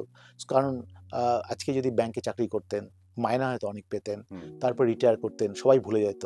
কিন্তু এই মুহূর্তে গত 20 বছর ধরে অ্যাডামাস ইন্টারন্যাশনাল স্কুল থেকে যারা বেরিয়েছে, হ্যাঁ, এবং আমাদের স্কুলের ডিসিপ্লিন এবং স্কুলের ছেলে মেয়েদের ফিলসফি মাইন্ড তৈরি করার ক্ষেত্রে ওনার প্রতিদিনের দেখার যে একটা জায়গা রয়েছে, কেয়ার নেওয়ার যে জায়গা রয়েছে, এটা কিন্তু ভীষণভাবে কাজ করে। তাই আমার মনে হয় দিনের শেষে শি ইজ হ্যাপি, কারণ নট অর্থের জন্য বা অন্য কিছুর জন্য, অন্তত মানব সম্পদ তৈরি হচ্ছে এবং সারা পৃথিবীতে সেই ছাত্রছাত্রীরা ছড়িয়ে পড়ছে। আপনার দুই ছেলে, তো আপনি তো গর্বিত পিতা একজন। আপনার দুই ছেলের দারুণ ভালো, তারা বিদেশের বিভিন্ন বিশ্ববিদ্যালয় থেকে তারা ডিগ্রি কমপ্লিট করে এসে আপনার পাশে আজকে দাঁড়িয়েছে। অ্যাডামাস টেক আজকে দেশের বাইরে আরো চারটে দেশে তার শাখা প্রশাখা মেলে ধরেছে। তা সেখানটায় আপনি কিভাবে আপনার এই যে এডুকেশন সেক্টর আর ওরা আপনার টেকনোলজি পার্টটা দেখছে, তা এই দুটোর মধ্যে অ্যামালগামেশনটা আপনি কিভাবে ভেবেছেন? দেখুন, এটা হচ্ছে অ্যামালগামেশনটা কিন্তু দ্যাটস অ্যানাদার মিশন আর কি। এবং আমার মনে হয় যে এই প্রসঙ্গে যদি একটু আমি বলি যে হঠাৎ করে রাইস এডুকেশন, তারপরে অ্যাডামাস ইন্টারন্যাশনাল স্কুল, তারপরে ইউনিভার্সিটি, নিশ্চয়ই অনেক ঘটনা এর মধ্যে রয়েছে। কিন্তু হিস্টোরিক্যালি যদি আমরা দেখি আর কি, যে একজন মানুষের মনে এইরকম রাইস এডুকেশন মানে সরকারি চাকরির জন্য তৈরি করা, তারপরে স্কুল থেকে আবার কি হচ্ছে ইঞ্জিনিয়ারিং কলেজ, তারপরে ইউনিভার্সিটি তৈরি করার ইচ্ছেটা কেন হলো? আমি তখন এই প্রশ্নটা আমার মনে এসেছিল যে this will be the successful journey. এটা কি একটা ভালো যাত্রা, না এটা একটা জাস্ট যে হুইমজিক্যাল সিদ্ধান্ত আর কি? তখন আমি অক্সফোর্ড কেমব্রিজ হিস্ট্রিটা পড়তে আরম্ভ করি, যে কিভাবে এই একটা প্রাইমারি স্কুল থেকে, অক্সফোর্ড অ্যান্ড কেমব্রিজ হচ্ছে দুটো গ্রাম ছিল। প্রথমে ওখানে ক্রিশ্চিয়ানরা প্রথমে প্রাথমিক স্কুল তৈরি করে, তার প্রায় 40 বছর পরে সেটা আপগ্রেড করে তৈরি হয় হচ্ছে হাই স্কুল, প্রাইমারি স্কুল, তারপরে হাই স্কুল, তারপরে তৈরি হয় কলেজ, তারপরে একটা ইউনিভার্সিটি। হয়তো এই অক্সফোর্ড এবং কেমব্রিজের যে জার্নি স্কুল টু ইউনিভার্সিটি, এটা হয়তো 200 বছর বা 250 বছর, কিন্তু that's a need and that's the thoughts of A some people, right? তাহলে ইন্ডিভিজুয়াল যে থটসটা, সেটা হচ্ছে এই স্কুল থেকে ইউনিভার্সিটি যাওয়ার, হ্যাঁ, এটা একটা তার মানে রাইট থট এক, এবং এই চাহিদা ভাবনাটাও এটা ঠিকঠাক পথে চলছে। ঠিক সেই রকমভাবে এখানেও আমার মনে হয়েছে যে সারা পৃথিবীতে অনেক এক্সাম্পল আছে, সাধারণত টেকনোলজি কোম্পানি যারা খুব সুনাম অর্জন করেছে, পরবর্তীকালে তারা ইউনিভার্সিটি তৈরি করেছে। কিন্তু আমাদেরটা আবার একটু রিভার্স, এবং আমার মনে হয় this is one of the exceptional university যারা ইউনিভার্সিটি তৈরি করার পর তারপরে টেকনোলজি কোম্পানি করছেন।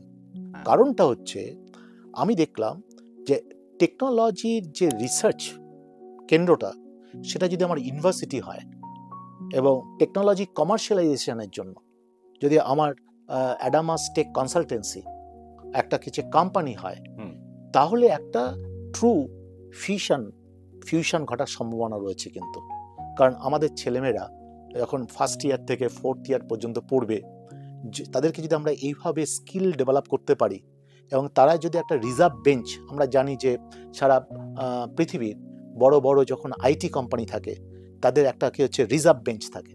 রিজার্ভ বেঞ্চে হয়তো 3000 এমপ্লয়ি বসে আছে, কখন চাকরি কাজ আসবে তারপরে কাজ করবে, অ্যান্ড দেন একটা বড় পার্ট হয়তো 1 লক্ষ লোকের এখন কাজ করছে, কিন্তু এটাকে যদি আমি এইভাবে ভাবতে পারি, এবং যেভাবে NAP 2020 বলে নয়, কিন্তু এই যে সারা পৃথিবী বলতে আরম্ভ করেছে যে হায়ার এডুকেশনের সাথে একটা ইন্ডাস্ট্রি ব্রেক রয়েছে, একটা গ্যাপ রয়েছে, কিভাবে একাডেমিক ইন্ডাস্ট্রিকে মার্চ করা যায়, তার সাকসেসফুল হচ্ছে রূপায়ণ। কিন্তু যদি আমার স্কুলকে একটা এই রিজার্ভ বেঞ্চ হিসাবে first year, second year, third year, fourth year ছেলেমেয়েদের তৈরি করতে পারি, এবং আমাদের প্রফেসররা, স্টুডেন্টরা যদি এই টেকনোলজির যে গবেষণাগার বা রিসার্চ কেন্দ্রটা যদি আমার ইউনিভার্সিটি হয়, এবং আমাদের ইউনিভার্সিটির সাথে প্রায় 100টার উপর ইউনিভার্সিটি সারা পৃথিবীর টাই আপ রয়েছে, 107টা, তা প্রায় হচ্ছে 62টা কান্ট্রি মনে হয়। তাহলে ওইখানেও যে প্রফেসররা রয়েছে, তাদের মেধা এবং রিসার্চের কেন্দ্রটাকে যদি ইউনিভার্সিটি নিয়ে এসে আমরা এটা করতে পারি, করার পর তারপরেই যদি সেটাকে অ্যাডামাস টেকে কমার্শিয়ালাইজেশন করা যায়, that will be the one of the unique example, not only the eastern India বা ওয়েস্ট বেঙ্গল, এটা সারা ভারতবর্ষের ক্ষেত্রে। কারণ আজকে যে ফেসবুকের ব্যাপারটা আমরা দেখি, বা আমরা গুগল, এর অনেকগুলি কিন্তু তৈরি হয়েছে হার্ভার্ড বা কি হচ্ছে MIT থেকে আরম্ভ হয়, প্রফেসররা তৈরি করে।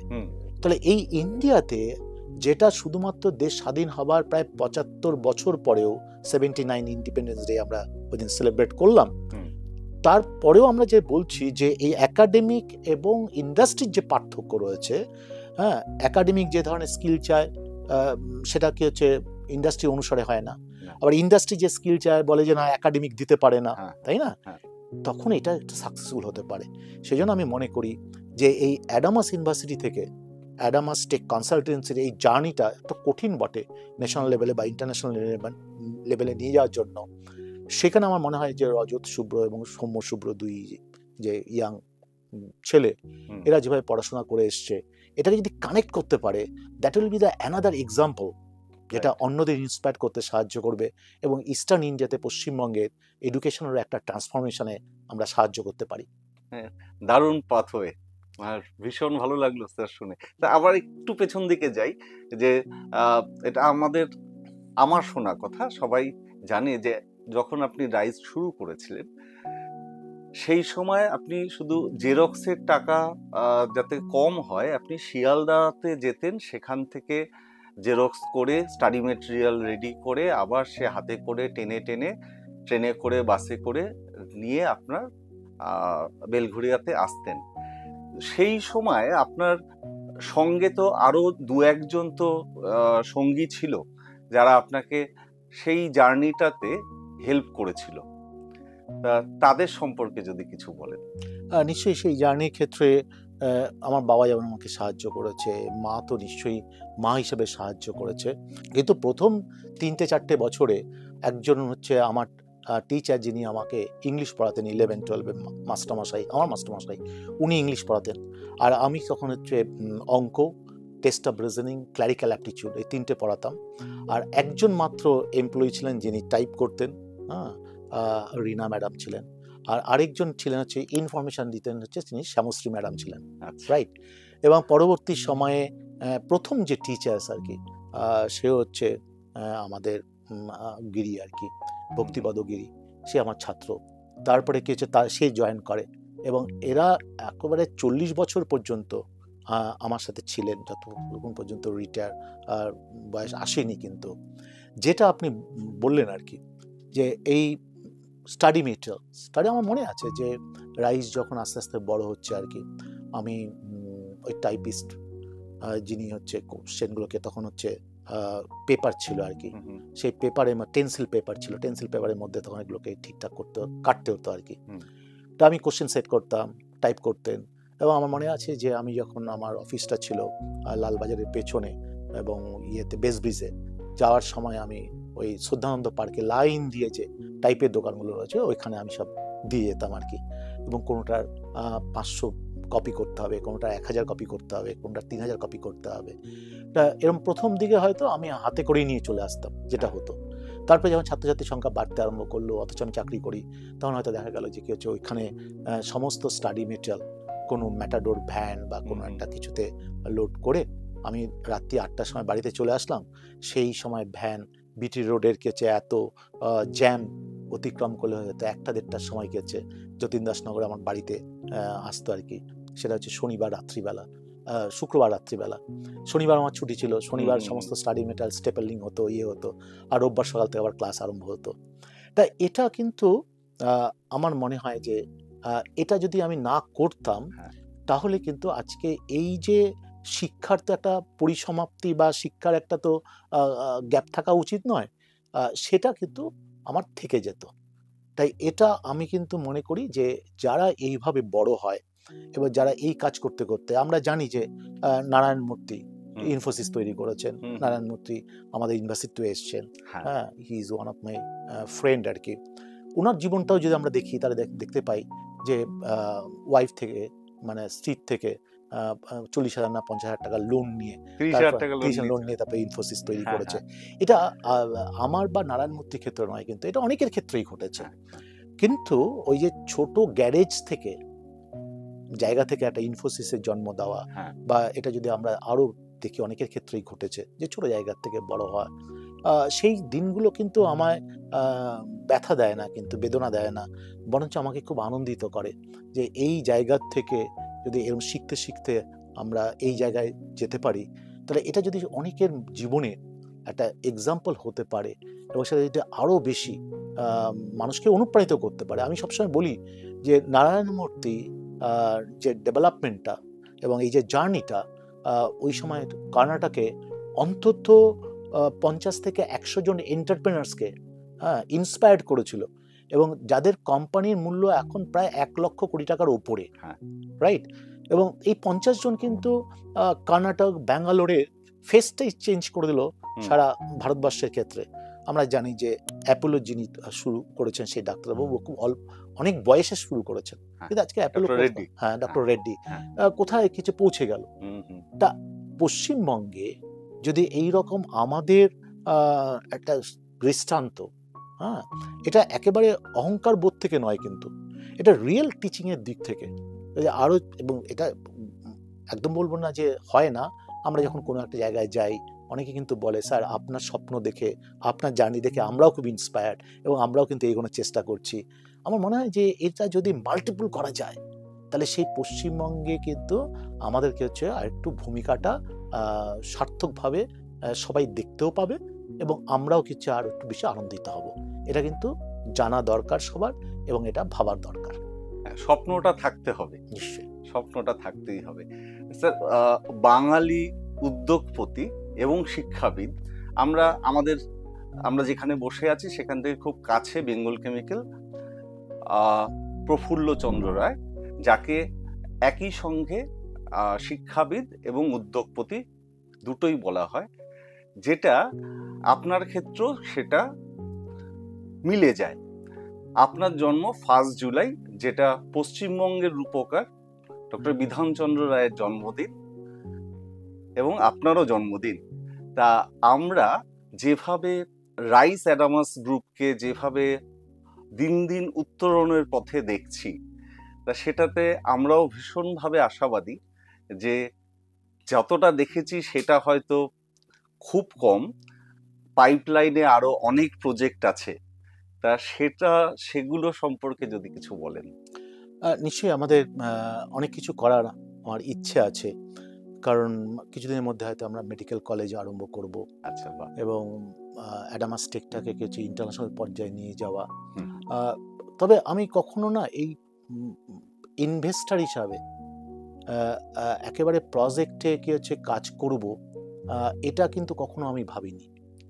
আমি প্রথম দিন থেকে ভেবেছিলাম যে যার সাথে সরস্বতী আছে তার সাথে কিন্তু লক্ষ্য যুক্ত হবে, এ ব্যাপারে কোনো সংশয় নেই আর কি। হ্যাঁ, কিন্তু স্যার যে কোনো কাজ করতে অনেক অনেক অর্থের প্রয়োজন, তা সেটা আপনি স্মার্টলি সেটাকেও ম্যানেজ করেছেন।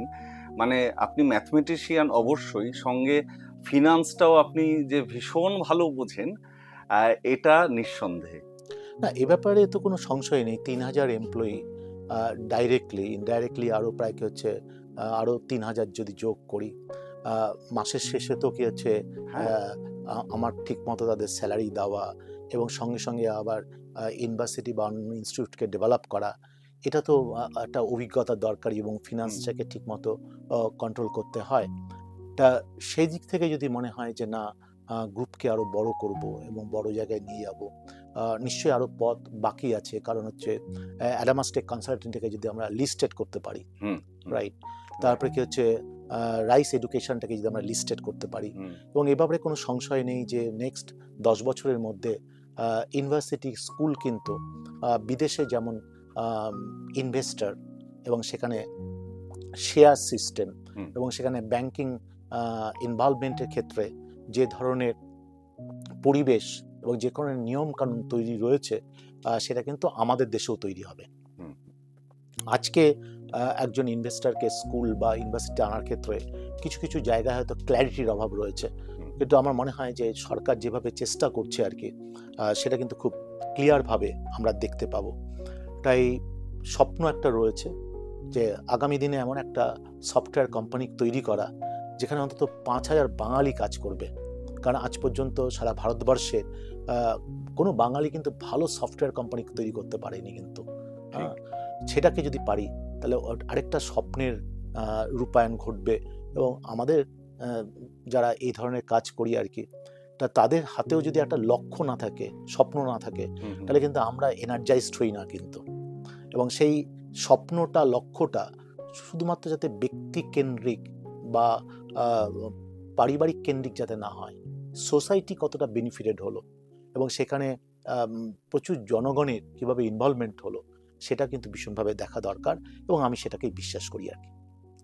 আপনি বললেন যে আপনার ছোটবেলায় আপনার ফুটবল ক্লাব ছিল, ক্রিকেট ক্লাব ছিল, মানে সেগুলো আপনি রেগুলার খেলতেন, এবং আমিও 2-3 বছর আগে আপনাকে লিটারেলি সামনাসামনি ফুটবল খেলতেও দেখেছি অ্যাডামাস ইউনিভার্সিটির ফিল্ডে।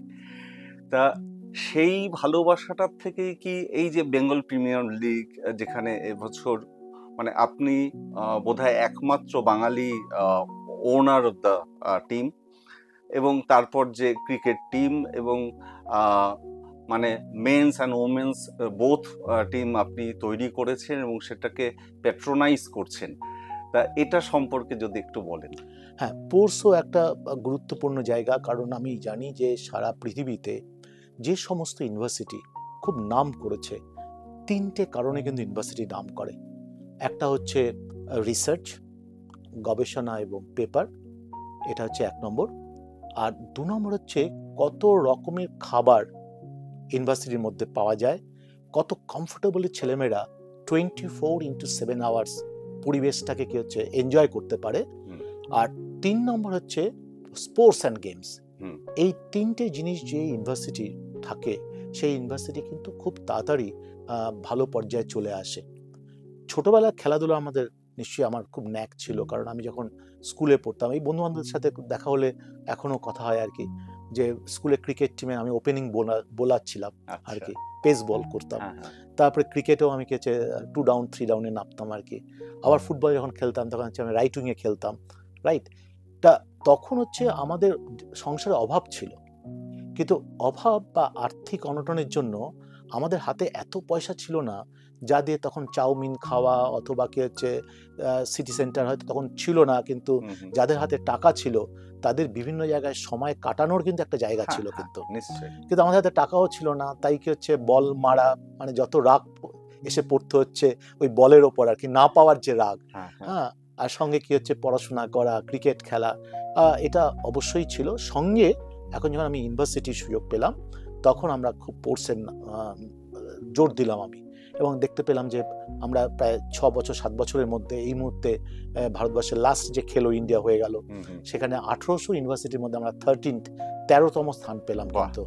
এবং আমাদের ফুটবল টিম প্রায় 40 বছর পরে পশ্চিমবঙ্গের বাইরে ইউনিভার্সিটি টুর্নামেন্টে চ্যাম্পিয়ন হয়ে ফিরল, রাইট।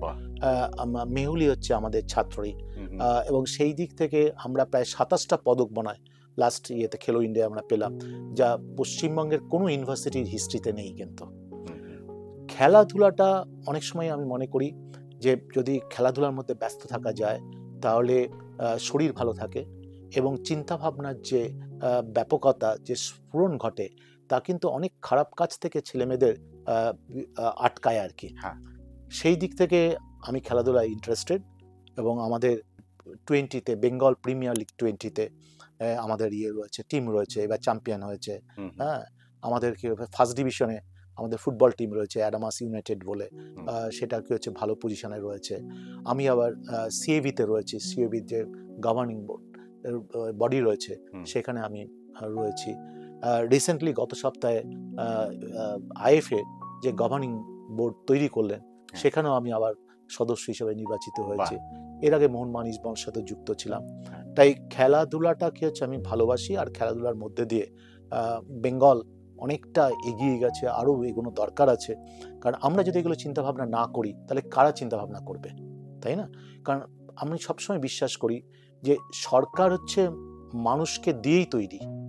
পার্টিকুলার একজন ব্যক্তি বা একটা ভাবনা কখনো রেনেসাস আনতে পারে না, কিন্তু যদি একটা সমষ্টিগতভাবে এটা আমার রাজ্য, আমার সরকার, সবাই মিলে যদি এরম ভাবি তাহলে পজিটিভ চিন্তাভাবনা কিন্তু এগিয়ে আসবে। আর তা দিয়ে কিন্তু যে বেঙ্গলের কথা আমরা বলছি যে ভারতবর্ষের আবার শীর্ষে নিয়ে যাওয়া দরকার আমাদের চিন্তাভাবনায়, সেটা কিন্তু ঘটবে এবং সেটা এইভাবেই ঘটানো সম্ভব।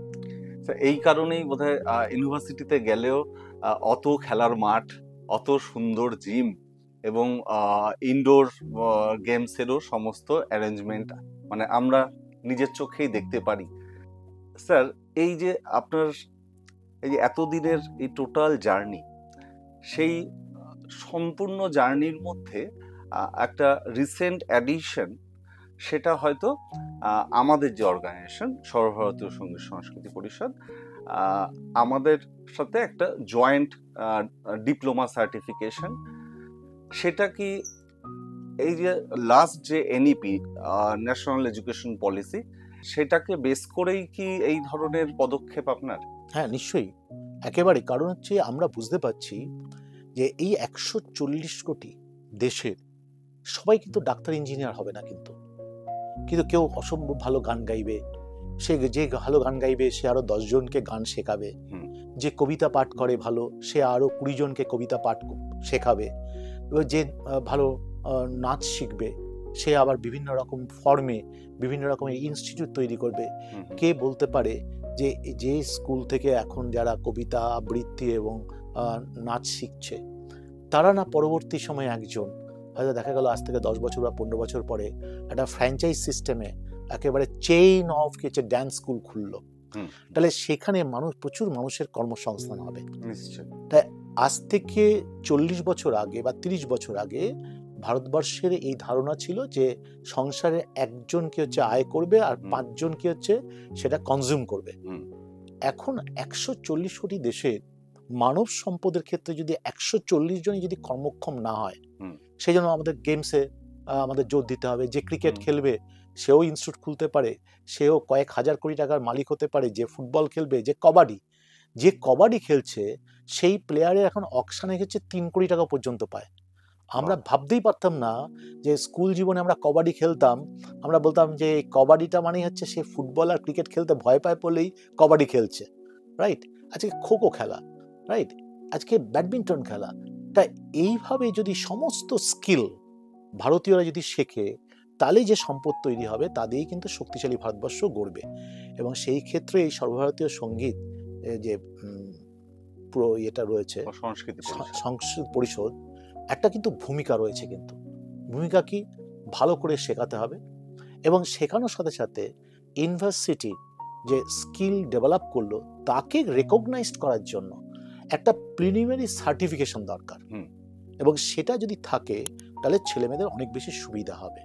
এবং সেই লক্ষ্য রেখেই, এবং আমরা বলতে পারি এখন মেজর অ্যান্ড মাইনর, নতুন এনইপিতে যেটা মেজর অ্যান্ড মাইনর বলছে, এবং মাইনরে কোনো নেই, মানে লিমিটেশন নেই। আগে একটা আমেরিকান এডুকেশন সিস্টেমে সবসময়ই রয়েছে, একজন আর্টস নিয়ে পাশ করলে পারো তার যদি কখনো মনে হয় যে ম্যাথমেটিক্স নিয়ে পড়বে সেই সুযোগটা সে পায়। একজন যদি ফিজিক্স নিয়ে পড়ে, তার যদি হিস্ট্রি নিয়ে পড়তে ইচ্ছে করে, বা তার যদি মিউজিক নিয়ে পড়তে ইচ্ছে করে, তার ম্যাথমেটিক্স নিয়ে সেটাও পায়। এই নতুন এনইপি কিন্তু এটাকে ভীষণভাবে সুযোগ করে দিয়েছে যে আর্টস, সায়েন্স, কমার্সের যে ভাগ আমরা দেখতে পাচ্ছি ভারতবর্ষের সমাজে, যেমন ব্রাহ্মণ, ক্ষত্রিয়, শূদ্র এদের ভাগ ছিল, এবং সময়কালে আজকে কিন্তু আর সেই ভাগটা নেই। কিন্তু ঠিক সেই রকম ভাবে আর্টস সায়েন্স কমার্সের এই ভাগ কিন্তু থাকবে না। না। কারণ হচ্ছে টেকনোলজি এমনভাবে এগিয়ে গেছে, একজন আর্টসের ছাত্রকেও কিন্তু এআই জানতে হবে, ঠিক। এবং আজকে কমার্স তো জানতেই হবে, হুম, সায়েন্সের ছেলেমেয়েদেরও কিন্তু এখন জানতে হবে হিস্ট্রিটা কি, হুম, জিওগ্রাফিটা হুম, কি। হুম। সেই দিক থেকে ভাবনা করেই কিন্তু এই এগ্রিমেন্টটা আমরা কমপ্লিট করি, যাতে আরো বৃহত্তর ক্ষেত্রে অ্যাডামাস ইউনিভার্সিটি সমাজ জীবনে যাতে আরো যুক্ত হতে পারে, তার একটা দায়িত্ব থেকে এটা আমরা করেছি। তা এর থেকে কি আমরা আশাবাদী হতে পারি যে ইউনিভার্সিটি ভবিষ্যতে একটা full department of performing arts and fine arts সেটা চালু করবে?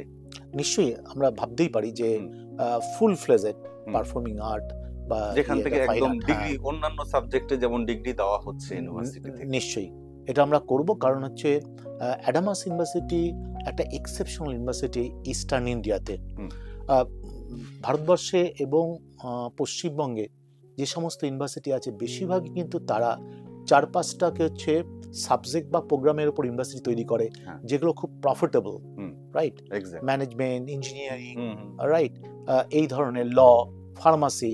কিন্তু অ্যাডামাস ইউনিভার্সিটি ফার্স্ট ইউনিভার্সিটি যেখানে আমরা প্রায় 10টা স্কুল, যেখানে basic science, physics, chemistry, maths, হ্যাঁ, অনার্স পড়ানো হয়, মাস্টার্স পড়ানো হয়, হুম। যেখানে পল সায়েন্স, সাইকোলজি, অ্যান্ড দেনকে বিভিন্ন রকমের হিস্ট্রি, বেঙ্গলি পড়ানো হয়। তাই এটা আমাদের একটা নতুন ভাবনা ঠিক বলবো না, যেটা আমরা সবসময় বিশ্বাস করি যে ইন্টার সাবজেক্টের মধ্যে রিলেশন, আর্টস, কমার্স এবং সায়েন্সের বিভেদ না রেখে, এটার একটা প্রকৃষ্ট উদাহরণ কিন্তু অ্যাডামাস ইউনিভার্সিটি। এবং অ্যাডামাস ইউনিভার্সিটিতে গেলেও আমরা দেখতে পাই যে যেভাবে আমাদের স্ট্রাকচারটা তৈরি হয়েছে, হ্যাঁ, এই যে school of economics, school of computer science, hmm, school of law, সব লেখা আছে। তার মানে একটি ছেলে যদি, আমি কম্পিউটার সায়েন্স পড়তে গিয়ে কখনো মনে হয় আমার সাইবার ল নিয়ে পড়বো, হুম, তাহলে ল বিল্ডিং এর পাশ দিয়ে গেলে পরেই আমার মনে হবে একটু সাইবার লটা গিয়ে দেখি একটু। হুম, হুম, ফার্মাসি যে পড়তে এসছে, সে যদি ল বিল্ডিং এর পাশ দিয়ে যেতে যেতে ভাবে দেখি একটু আমার ফার্মাসিউটিক্যাল লটা কি বলে। হুম, আবার যারা ল নিয়ে পড়ছে তারা যদি আমার বিটেক কম্পিউটার যে ইয়েটা রয়েছে, বিল্ডিংটা রয়েছে, তার পাশ দিয়ে যেতে যদি ভাবে আমি একটু কম্পিউটারটা দিয়ে দেখি সিকিউরিটিটার সাথে লয়ের কি সম্বন্ধ রয়েছে, এই যে ইন্টার প্রোগ্রামের কানেকশন, এটা তৈরি করাই কিন্তু আমাদের লক্ষ্য। তাই সেই জন্য অনেকেই বলে যে অ্যাডামাস ইউনিভার্সিটি ঢুকলে পরেই মনে হয় যে ভীষণ ভালো দেখতে, হ্যাঁ, ভীষণ গাছ রয়েছে, সব কিছু রয়েছে, কিন্তু তার নয়। কিন্তু এর পেছনে এই সাবজেক্ট ইনফ্লুয়েন্স তৈরি করার জন্য তার স্ট্রাকচার কি হবে, এবং এর পেছনে একটা ইতিহাস রয়েছে, এর পেছনে একটা কেস স্টাডি, রিসার্চ রয়েছে, হুম, হুম। তারই প্রয়োগ হচ্ছে আমার চিন্তাভাবনার মধ্যে দিয়ে অ্যাডামাস ইউনিভার্সিটির ক্যাম্পাস। স্যার, আমি খুব গর্বিত যে আমি অ্যাডামাস ইউনিভার্সিটির একজন ছাত্র। আমার পিএইচডি অ্যাডামাস ইউনিভার্সিটি থেকে। আমরা দেখেছি যে আমরা যখন আমাদের কোর্স ওয়ার্ক চলছে, পিএইচডিতে তো আর রেগুলার ক্লাস করতে হয় না, কিন্তু প্রথম 6 মাসের একটা কোর্স ওয়ার্ক থাকে। বা তারপর আমার গাইডের সাথে দেখা করার জন্য আমাদেরকে তো ফ্রিকোয়েন্ট ক্যাম্পাসে যেতেই হয়েছে। তখন আমরা দেখেছি বিভিন্ন সাবজেক্টের উপর প্রত্যেকদিন কিছু না কিছু সেমিনার হচ্ছে, কিছু না কিছু ওয়ার্কশপ হচ্ছে, এবং তাতে স্টুডেন্টদের তাদের যে ইন্টারেস্ট এবং পার্টিসিপেশনের যে রেশিও, সেটা অসাধারণ। এবং এই যে টোটাল ইউনিভার্সিটির মধ্যেই, যে ক্যাম্পাসের মধ্যে এত সুন্দর আপনি একটা সংস্কৃতি আপনি তৈরি করেছেন, যে পড়াশোনা হবে এবং পড়াশোনাটা সেটা জব ওরিয়েন্টেডও হতে পারে, বা তাদেরকে আদারওয়াইজ কোয়ালিফাইড করার জন্য অন্যান্য যে সেমিনারগুলো আপনি অ্যারেঞ্জ করে থাকেন বা আপনার ডিপার্টমেন্ট করে থাকে, সেখান থেকে ইউনিভার্সিটির যে প্লেসমেন্ট সেল, সেটাও তো একটা খুব গুরুত্বপূর্ণ একটা ভূমিকা সবসময় প্লে করে। সেই প্লেসমেন্ট সেল নিয়ে যদি একটু বলেন। দেখুন, আমি আজকের এই সাক্ষাতে প্লেসমেন্ট আমি বলবো যে হ্যাঁ, ভালোই আমাদের আর রয়েছে। এর বেশি কিছু বলতে চাই না, কারণ হচ্ছে ইউনিভার্সিটির সম্বন্ধে যদি কোনো তথ্য দরকার হয়, সেটা যদি ইউনিভার্সিটিতে কেউ গিয়ে দেখে এবং তার রেকর্ড এবং সব কিছু, তাহলে মনে হচ্ছে সে অনেক বেশি স্যাটিসফাইড হবে। হুম, অ্যাজ এ চ্যান্সেলর হুম, কখনো আমি চাই না যে ছেলে মেয়েদের মধ্যে এইরকম প্রত্যাশা বাড়িয়ে দিতে, যাকে হচ্ছে আমরা পালন করতে পারবো না, বা যে প্রত্যাশার কথা বলবো সেই প্রত্যাশা একটা ছেলে মেয়েকে স্বপ্ন দেখতে হয়তো সাহায্য করলাম, তার স্বপ্ন যাতে ভঙ্গ না হয় সেটাও কিন্তু দেখার আমাদের দায়িত্ব রয়েছে। এবং আমি মনে করি যে এই যে রাইস থেকে ইউনিভার্সিটি, মানে this is a journey from a tutorial home two university, এটাও কিন্তু একটা এক্সেপশনাল। অ্যাজ এ টিচার্স অনেকেই ভাবতে পারে যে আজকে অ্যাডামাস ইউনিভার্সিটি এত বড়, অ্যাডামাস ইন্টারন্যাশনাল স্কুল এত বড় রয়েছে, কিন্তু এর ভাবনা চিন্তা যদি আমরা করি তাহলে কিন্তু আমরা দেখব যে এটা শুরু হলো কোত্থেকে। কারণ আমি একটু আগে বলছিলাম যে যখন আমি ম্যাথমেটিক্স অনার্স নিয়ে রামকৃষ্ণ মিশনে ভর্তি হই পড়বো বলে, তখন আমার হঠাৎ করে মনে হয় যে I was very much influence by the Shakuntala Devi, যে উনি দেখে দেখে এরকম অঙ্ক করতে পারেন, ক্যালকুলেশন করতে পারেন, তাহলে আমি কেন পারি না। তখন আমার মনে আছে যে আমি ওই ভারতবর্ষের সমস্ত আইএসআই যে লাইব্রেরিগুলো রয়েছে এবং বিভিন্ন রকম লাইব্রেরিতে গিয়ে যে যখন কম্পিউটার ছিল না, পেন পেন্সিল ছিল না, কীভাবে ক্যালকুলেশন করতো, মেন্টাল ম্যাথস, সেটা আমি এক্সারসাইজ করতে আরম্ভ করি। এবং আমি কিছুদিনের মধ্যে দেখলাম যে আমিও 4 ডিজিটকে 4 ডিজিট, যে কোনো নাম্বারের স্কোয়ার রুট, কিউবিক রুট, 6 ডিজিটকে 6 ডিজিট, এগুলো করতে পারি আর কি। বাট আনফর্চুনেটলি যদিও পরবর্তী সময়ে আমার ম্যাথমেটিক্স অনার্স ভালো লাগে না, আমি ফিজিক্স অনার্স নিয়ে পাশ করি। করার পর যখন আমি যাদবপুর ইউনিভার্সিটিতে ইনস্ট্রুমেন্টেশনে চান্স পাই, তখনই আমার মনে হলো যে না, কম্পিউটার নিয়ে পড়া দরকার। কারণ ওই সময় আমার এক মামা, who was the ex dean of Jadavpur university ফিজিক্সের, উনি আমায় বলেন যে না, তুমি কম্পিউটার নিয়ে পড়ো। কিন্তু ওই সময় খুব বেশি অর্গানাইজড কম্পিউটার কোর্স পড়ানো কিন্তু আইআইটি বা কলকাতা বিশ্ববিদ্যালয় ছিল না। তখন 1 বছরের একটা কোর্স পড়তে পড়তেই আমি তখন সফটওয়্যার ডেভেলপমেন্টে চলে যাই আর কি। তা এরকম যখন হচ্ছে, তখন আমার সপ্তাহে 5 দিন আমার অফিস, সোম থেকে শুক্র, শনিবার রোববার আমার ছুটি। যতীন দাসনগরে আমি ছোটবেলা থেকে প্রচুর টিউশন করতাম। তো ঠিক সেই রকমভাবে কিছু ছেলে মেয়ে আসে আমার কাছে, এসে বলে যে আপনি তো অঙ্কে ভালো, আমরা সব ব্যাংকে পরীক্ষা দেবো, যদি আমাদের সাহায্য করেন আর কি। তো আমার মনে আছে যে ওই প্রথম 200টা অঙ্ক 120 মিনিটে করতে হবে, নিউমেরিক্যাল এবিলিটি, ওটা দেখে আমার তখন মনে হলো যে ওই 300 রকমের পদ্ধতি 1985 আজকে যে বৈদিক ম্যাথসের কথা বলে, আজকে যে বিভিন্ন ক্যালকুলেশন, তার প্রথম পশ্চিমবঙ্গের জার্নিটা কিন্তু আমি শুরু করেছিলাম 1985-এ। তা তখন ওই ছেলেরা যখন আসলো, এটা যখন দেখলাম, তখন দেখলাম যে 4-5 জন ছেলে মেয়ে এসছে, আরও যদি কিছু ছেলে মেয়ে হয় তা ভালো হয়। তখন আমার মনে আছে যে আনন্দবাজার পেপারে ছোট্ট একটা বিজ্ঞাপন দিলাম, খুব সম্ভবত 30-32 টাকা খরচ করে, যে this is the first time in India যেখানে ব্যাংকিং পরীক্ষার জন্য ট্রেনিং হচ্ছে। তো এটা দেখার পরে ছাত্রছাত্রীরা আসতে আরম্ভ করলো এবং অনেকেই আমাকে বলতে আরম্ভ করলো 1985 তখন আমাদের দারিদ্রতা রয়েছে, সব কিছু রয়েছে, যে যারা কলেজে যেতে পারে না, স্কুলে যেতে পারে না, তখন তো আর সরকারের মতো এত রকমের স্কলারশিপ ছিল না আর কি। তা সরকারি চাকরির জন্য আবার পড়াশোনা করতে হবে, হ্যাঁ।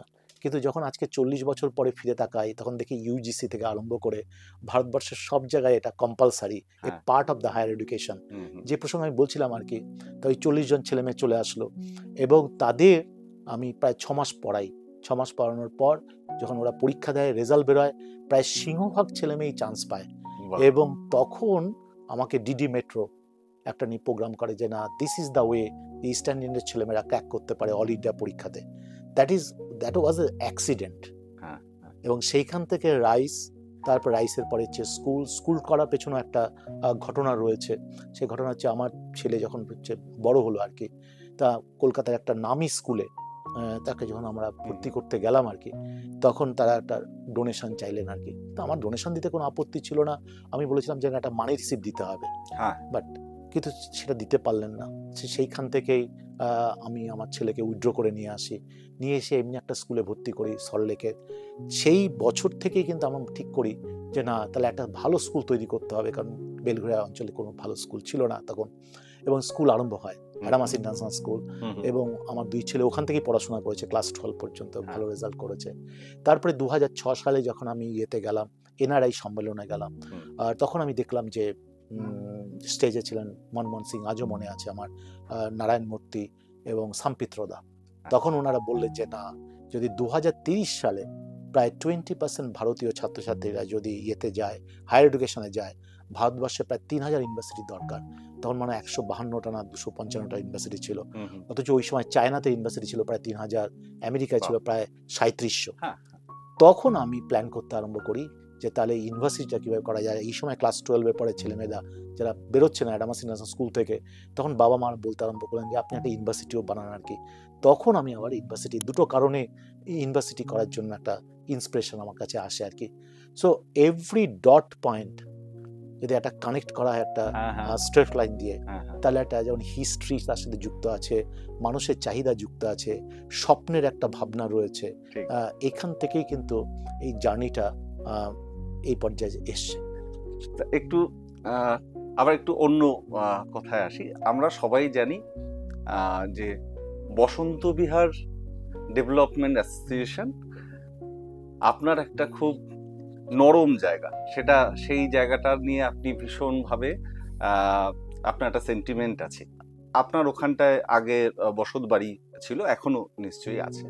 তা সেখানটায় আগে অত সুন্দর একটা পুজো হতো এবং সেই সঙ্গে সেখানকার পরিবেশটাও এখনের তুলনায় অনেক বেশি ভালো ছিল, যদিও এখন সংখ্যায় অনেক বেড়েছে হয়তো, কিন্তু কোয়ালিটির দিক দিয়ে হয়তো মানে আমাদের দেখে সেটা মনে হয় যে অনেকটা সেটা ডিটোরিয়েশন হয়েছে। তা সেই সেই বসন্ত বিহার নিয়ে যদি আপনার কাছ থেকে দু লাইন আমরা একটু শুনি। নিশ্চয়ই বসন্ত বিহার আমার একটা বড় হওয়ার জায়গা। হ্যাঁ। কারণ আমার মনে আছে যে বসন্ত বিহারে যখন আমি ছিলাম আর কি, এবং যতীন দাসনগর থেকে বসন্ত বিহারে আসার একটা মূল কারণ ছিল হচ্ছে ওই সময় বেলঘড়িয়া স্টেশনের ক্রসিংয়ে গেট থাকতো। হুম, হুম, এই সময়ের মধ্যে সারা পশ্চিমবঙ্গে আমার ইনস্টিটিউট তৈরি হয়ে গেছে, মানে হুম। প্রতিটা জেলার হেড অফিস হেডকোয়ার্টারে রাইস এডুকেশন তৈরি হয়ে গেছে। দুর্গাপুর, বর্ধমান, আসানসোল, এদিকে খড়গপুর, মিদনাপুর, তারপরে হচ্ছে এই কন্টাই, তারপরে হলদিয়া, এদিকে রয়ে গেছে কৃষ্ণনগর, তারপরে বহরমপুর, মালদা, অ্যান্ড দেন শিলিগুড়ি, কুচবিহার তৈরি হয়ে গেছে। তা এদের ক্লাস নেওয়ার জন্য আমার ওই সময় একটা মারুতি ভ্যান ছিল, রাইট? তা ওইখানে যেহেতু গেট পড়তো, সেই জন্য কি হচ্ছে অনেক সময় আটকে থাকতে হতো। তো সেই জন্যই আমার বসন্ত বিহারে আসা, এবং এই বসন্ত বিহার থেকে আমি সারা পশ্চিমবঙ্গে ক্লাস নিয়ে বেরোতাম আর কি। এবং ক্লাসটা নেওয়ার একটা অদ্ভুত একটা আমার রুটিন ছিল প্রায় 20 বছর। আজকে এই যে অ্যাডামাস ইন্টারন্যাশনাল স্কুলে প্রায় 10% গার্জিয়ান দেখা যায় যাদের ছেলে মেয়ে পড়ছে, অথচ তাদের বাবা মারা কি হচ্ছে আমার ছাত্রছাত্রী ছিল। আজকে অ্যাডামাস ইউনিভার্সিটি তো প্রায় কি হচ্ছে 15% ছাত্রছাত্রী দেখা যায় যাদের বাবা মা আমার ছাত্রছাত্রী ছিল আর কি। তারা আজকে কেউ WBCS অফিসার, কেউ রেলে চাকরি করছে, ব্যাংকে চাকরি করছে। তো আমার তখন একটা মারুতি ভ্যান ছিল ওই সময় আর কি। ওই মারুতি ভ্যান নিয়ে আমি বসন্ত বিহার থেকে ভোর 5টার সময় যখন আমি রওনা দিতাম আর কি, তখন ওই বসন্ত বিহারের লোকেরা 4-5 জন উঠে যেত, জানেন যে আমি রওনা দিচ্ছি। তা উঠে গেছে, সমিতবাবু ভালো আছেন তো, ওইখান থেকে আমাদের আরম্ভ। এবং প্রথম আমিও ওখানে বাড়ি করি। এখন এই মুহূর্তে প্রায় 1000-এর উপর লোক আছে, কিন্তু কি হচ্ছে বাড়ি হিসাবে প্রথম আমি করি। তারপরে ডাক্তারবাবু আসেন, ডক্টর সমীর ঘোষ আসেন, সুনীল বিশ্বাস আসেন, এবং আরও অনেকের লোকজন আসেন। তা ওই সময় দিল্লি রোড, বম্বে রোড তৈরি হয়নি। তাহলে বসন্ত বিহার থেকে সকাল 5টায় আমি রওনা দিয়ে বহরমপুরে পৌঁছতাম আর কি প্রায় বেলা 11টার সময়। এখন যে বহরমপুরে যেতে 2 ঘন্টা, আগের দিন আমি গেলাম বহরমপুরে প্রায় 2.25 ঘন্টায় পৌঁছে, 2.25 ঘন্টা না, 3.25 ঘন্টায় পৌঁছে গেলাম। আর তখন প্রায় 7 ঘন্টা লাগতো বহরমপুরে পৌঁছতে। সকাল 11টার থেকে 4টে পর্যন্ত আমি বহরমপুরে ক্লাস নিতাম। বহরমপুরে 4টের সময় ক্লাস নিয়ে আবার ওই মারুতি ভ্যানে আমি রওনা দিতাম হচ্ছে মালদা। রাত্রি 1:30টায় মালদায় পৌঁছতাম। ওই মালদায় লজটা এখনো আছে গভর্নমেন্টের, আব্দুল গনি খান যে তৈরি করেছিলেন আর কি। তা সেখানে বেশিরভাগ সময় লোডশেডিং থাকতো। রাত্রি 1:30টায় পৌঁছতাম, ওখানে খাওয়া দাওয়া করে একটু ঘুমোতাম। ঘুমিয়ে সকাল 10টার সময় আমার মালদা সেন্টারে আমি ক্লাস নিতাম বিকেল 4টে পর্যন্ত। 4টের সময় আবার গাড়ি নিয়ে রওনা দিতাম হচ্ছে শিলিগুড়িতে। রাত্রি আবার 1:30-2টোয় পৌঁছতাম। তখন বম্বে রোড, দিল্লি রোড এরকম ভালোভাবে তৈরি হয়নি। পরের দিন আবার সারাদিন সকাল 11টার থেকে শিলিগুড়িতে ক্লাস নিয়ে 4টে পর্যন্ত রওনা দিতাম কুচবিহারে। তাই কুচবিহারে ক্লাস নিয়ে সকাল 10টার থেকে 3টে পর্যন্ত, তারপরে স্ট্রেট রওনা দিয়ে আমি মালদায় প্রায় 2:30-3টের সময় এসে পৌঁছতাম। ওখানে 1 ঘন্টার রেস্ট নিয়ে আবার সকাল 5টার সময় রওনা দিতাম দিশারি হাউসের জন্য, এবং দিশারি হাউসে সন্ধ্যা 7টায় এসে পৌঁছে আবার আমি কি হচ্ছে অফিসটা করতাম। ঠিক সেই রকমভাবে আমি যখন ক্লাস নিতাম তখন প্রথম দিন যেতাম হচ্ছে বর্ধমানে। মানে এখন এখান থেকে বর্ধমানে যেতে লাগে হচ্ছে 2 ঘন্টা, 2.25 ঘন্টা। তখন বর্ধমানে যে রেল স্টেশনের যে গেটগুলো ছিল ওটা পড়লে পরে প্রায় কি হচ্ছে 1.5 ঘন্টা 2 ঘন্টা আটকে থাকতে হতো। সেই বর্ধমানে যেতে লাগতো হচ্ছে 6 ঘন্টা। তাই এই বর্ধমানে প্রথম দিন ক্লাস, পরের দিন হচ্ছে দুর্গাপুর, পরের দিন আসানসোল, আসানসোল থেকে বাঁকুড়া, বাঁকুড়া থেকে পুরুলিয়া ক্লাস নিয়ে আবার ফেরা। বসন্ত বিহারের দুজন বিশিষ্ট মানুষ, তাদের কিছু কোয়েশ্চেন আছে। প্রথম আমাদের সবার প্রিয় সুদীপ দা। তা আমি একটু দেখে পড়ে দিই, নইলে সুদীপ দা যেটা বলতে চেয়েছে সেটা আমি হয়তো ভুল বলবো। যে সুদীপ দা জিজ্ঞাসা করছেন, আমাদের সমিত দা থেকে আজকের প্রফেসর সমিত রায়ের মাঝখানে যে জার্নি, তার মধ্যে নিজেকে সেই আমাদের সমিত দাকে ধরে রাখার আসল রহস্যটা কি? অর্থাৎ এত কিছুর মধ্যেও নিজেকে একটুও পাল্টাতে না দেওয়া।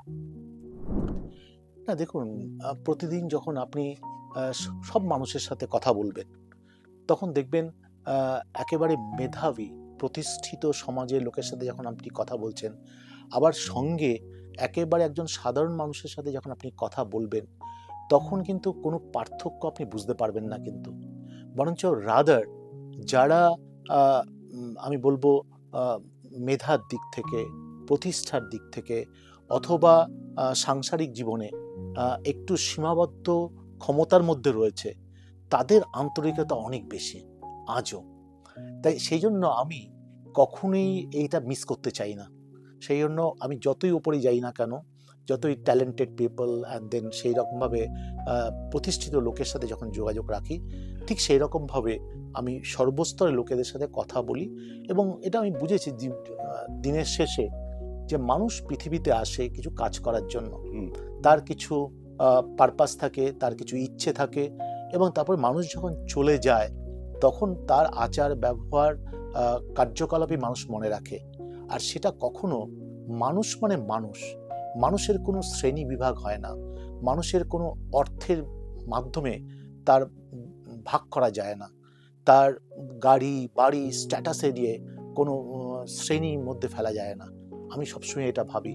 আর তার জন্য কি হচ্ছে, আমি সহজে একেবারেই সমিত দা বা কি হচ্ছে চ্যান্সেলর প্রফেসর ডক্টর সমিত রায়, বিভিন্ন ক্ষেত্রে আমার মনে হয় যে আমি এখনো স্বাভাবিক একজন মানুষ, এবং এটাতে কোনো আমার খুব একটা পরিবর্তন আসবে না ভবিষ্যতেও।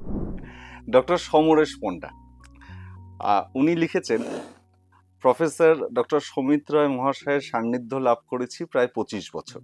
শিক্ষাক্ষেত্রে ও অন্যান্য সামাজিক ক্ষেত্রে তার বিভিন্ন কর্মকাণ্ড খুব কাছ থেকে প্রত্যক্ষ করেছি। সেই সুবাদে তার কাছে আমার 3টি জিজ্ঞাস্য। 1 নম্বর, নিরন্তর এই ধারাবাহিক উৎকর্ষতার মূল অনুপ্রেরণা আপনি কোথা থেকে পেয়েছিলেন বা এখনো পাচ্ছেন?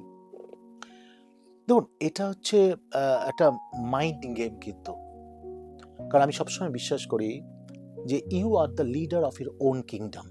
এটা না কাউর থেকে নিয়ে আপনি এগোতে পারবেন না। কিন্তু এই জন্য নিরন্তর বই পড়তে হয়, এবং নিরন্তর মানুষে যারা এরা পৃথিবীতে যারা নিজেদেরকে কোনো না কোনো ক্ষেত্রে বিখ্যাত করেছেন, তারা কিন্তু সেই জার্নিটা শুরু করেছিলেন বিখ্যাত হওয়ার জন্য নয়, কিন্তু তারা জার্নিটা শুরু করেছিলেন ভালোবাসার জন্য, এবং সেখানে মানুষকে জড়িয়ে, সেখানে সমাজকে জড়িয়ে, সেখানে রাজ্যকে জড়িয়ে, দেশকে জড়িয়ে, সেই ভাবনা সেই কাজটাই কিন্তু তাকে বিখ্যাত করেছে।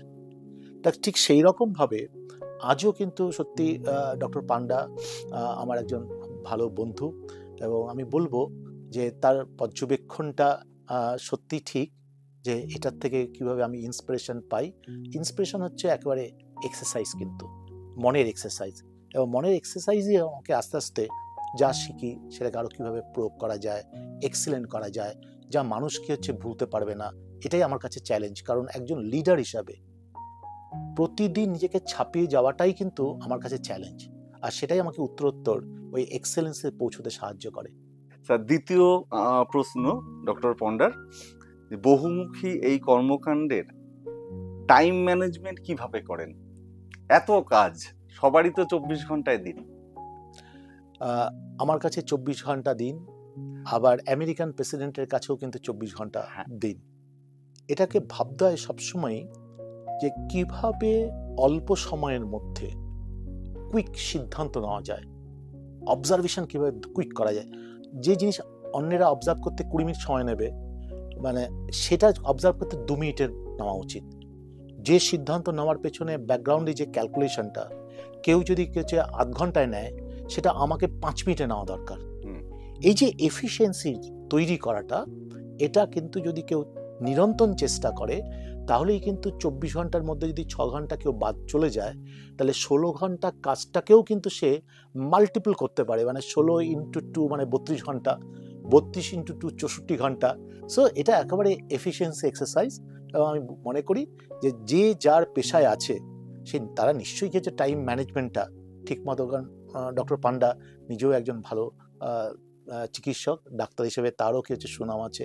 তারও রুগী দেখা, অপারেশন করা, পরিবারকে সময় দেওয়া, নাতনির সাথে সময় কাটানো, এটাও তো একটা টাইম ম্যানেজমেন্টের মধ্যে পড়ে।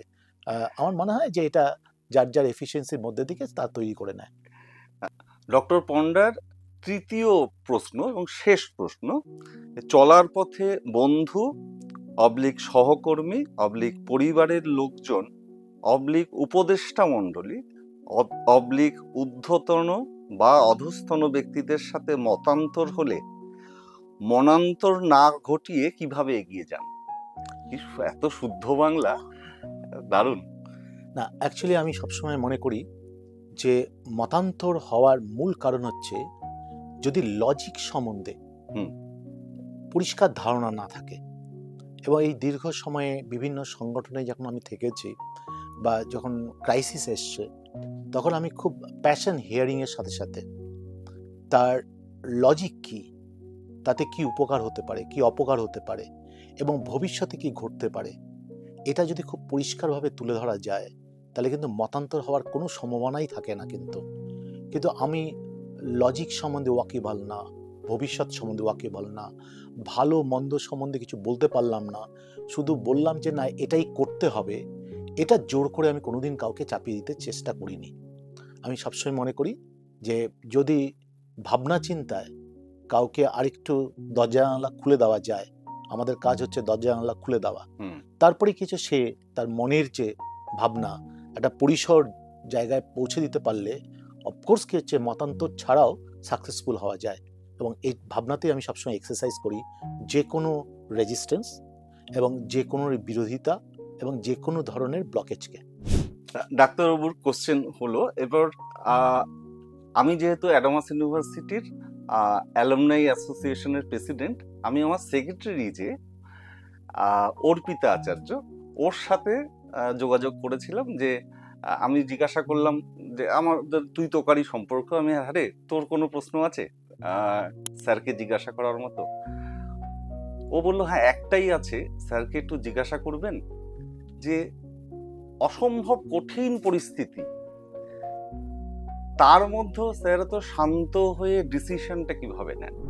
না, সত্যি কঠিন পরিস্থিতি জীবনে অনেকবার এসছে, কিন্তু আমি মনে করি আর কি বিশেষ করে আমারকে যারা রিপোর্ট করে বিভিন্ন লেভেলে, একেবারে 1 নম্বর জায়গা থেকে একদম 10 নম্বর পর্যন্ত, আমার হয়তো মনে হতে পারে যে কখনো যে 1 নম্বর জায়গা থেকে যে প্রশ্নটা আমাকে করেছে সেটা আমার কাছে একেবারেই সহজ, কিন্তু তার কাছে কিছু একটা সহজ হলো না কেন, আমি কিন্তু মনে করি যে তার কাছে এটা কঠিন বলেই সে আমার কাছে এসছে।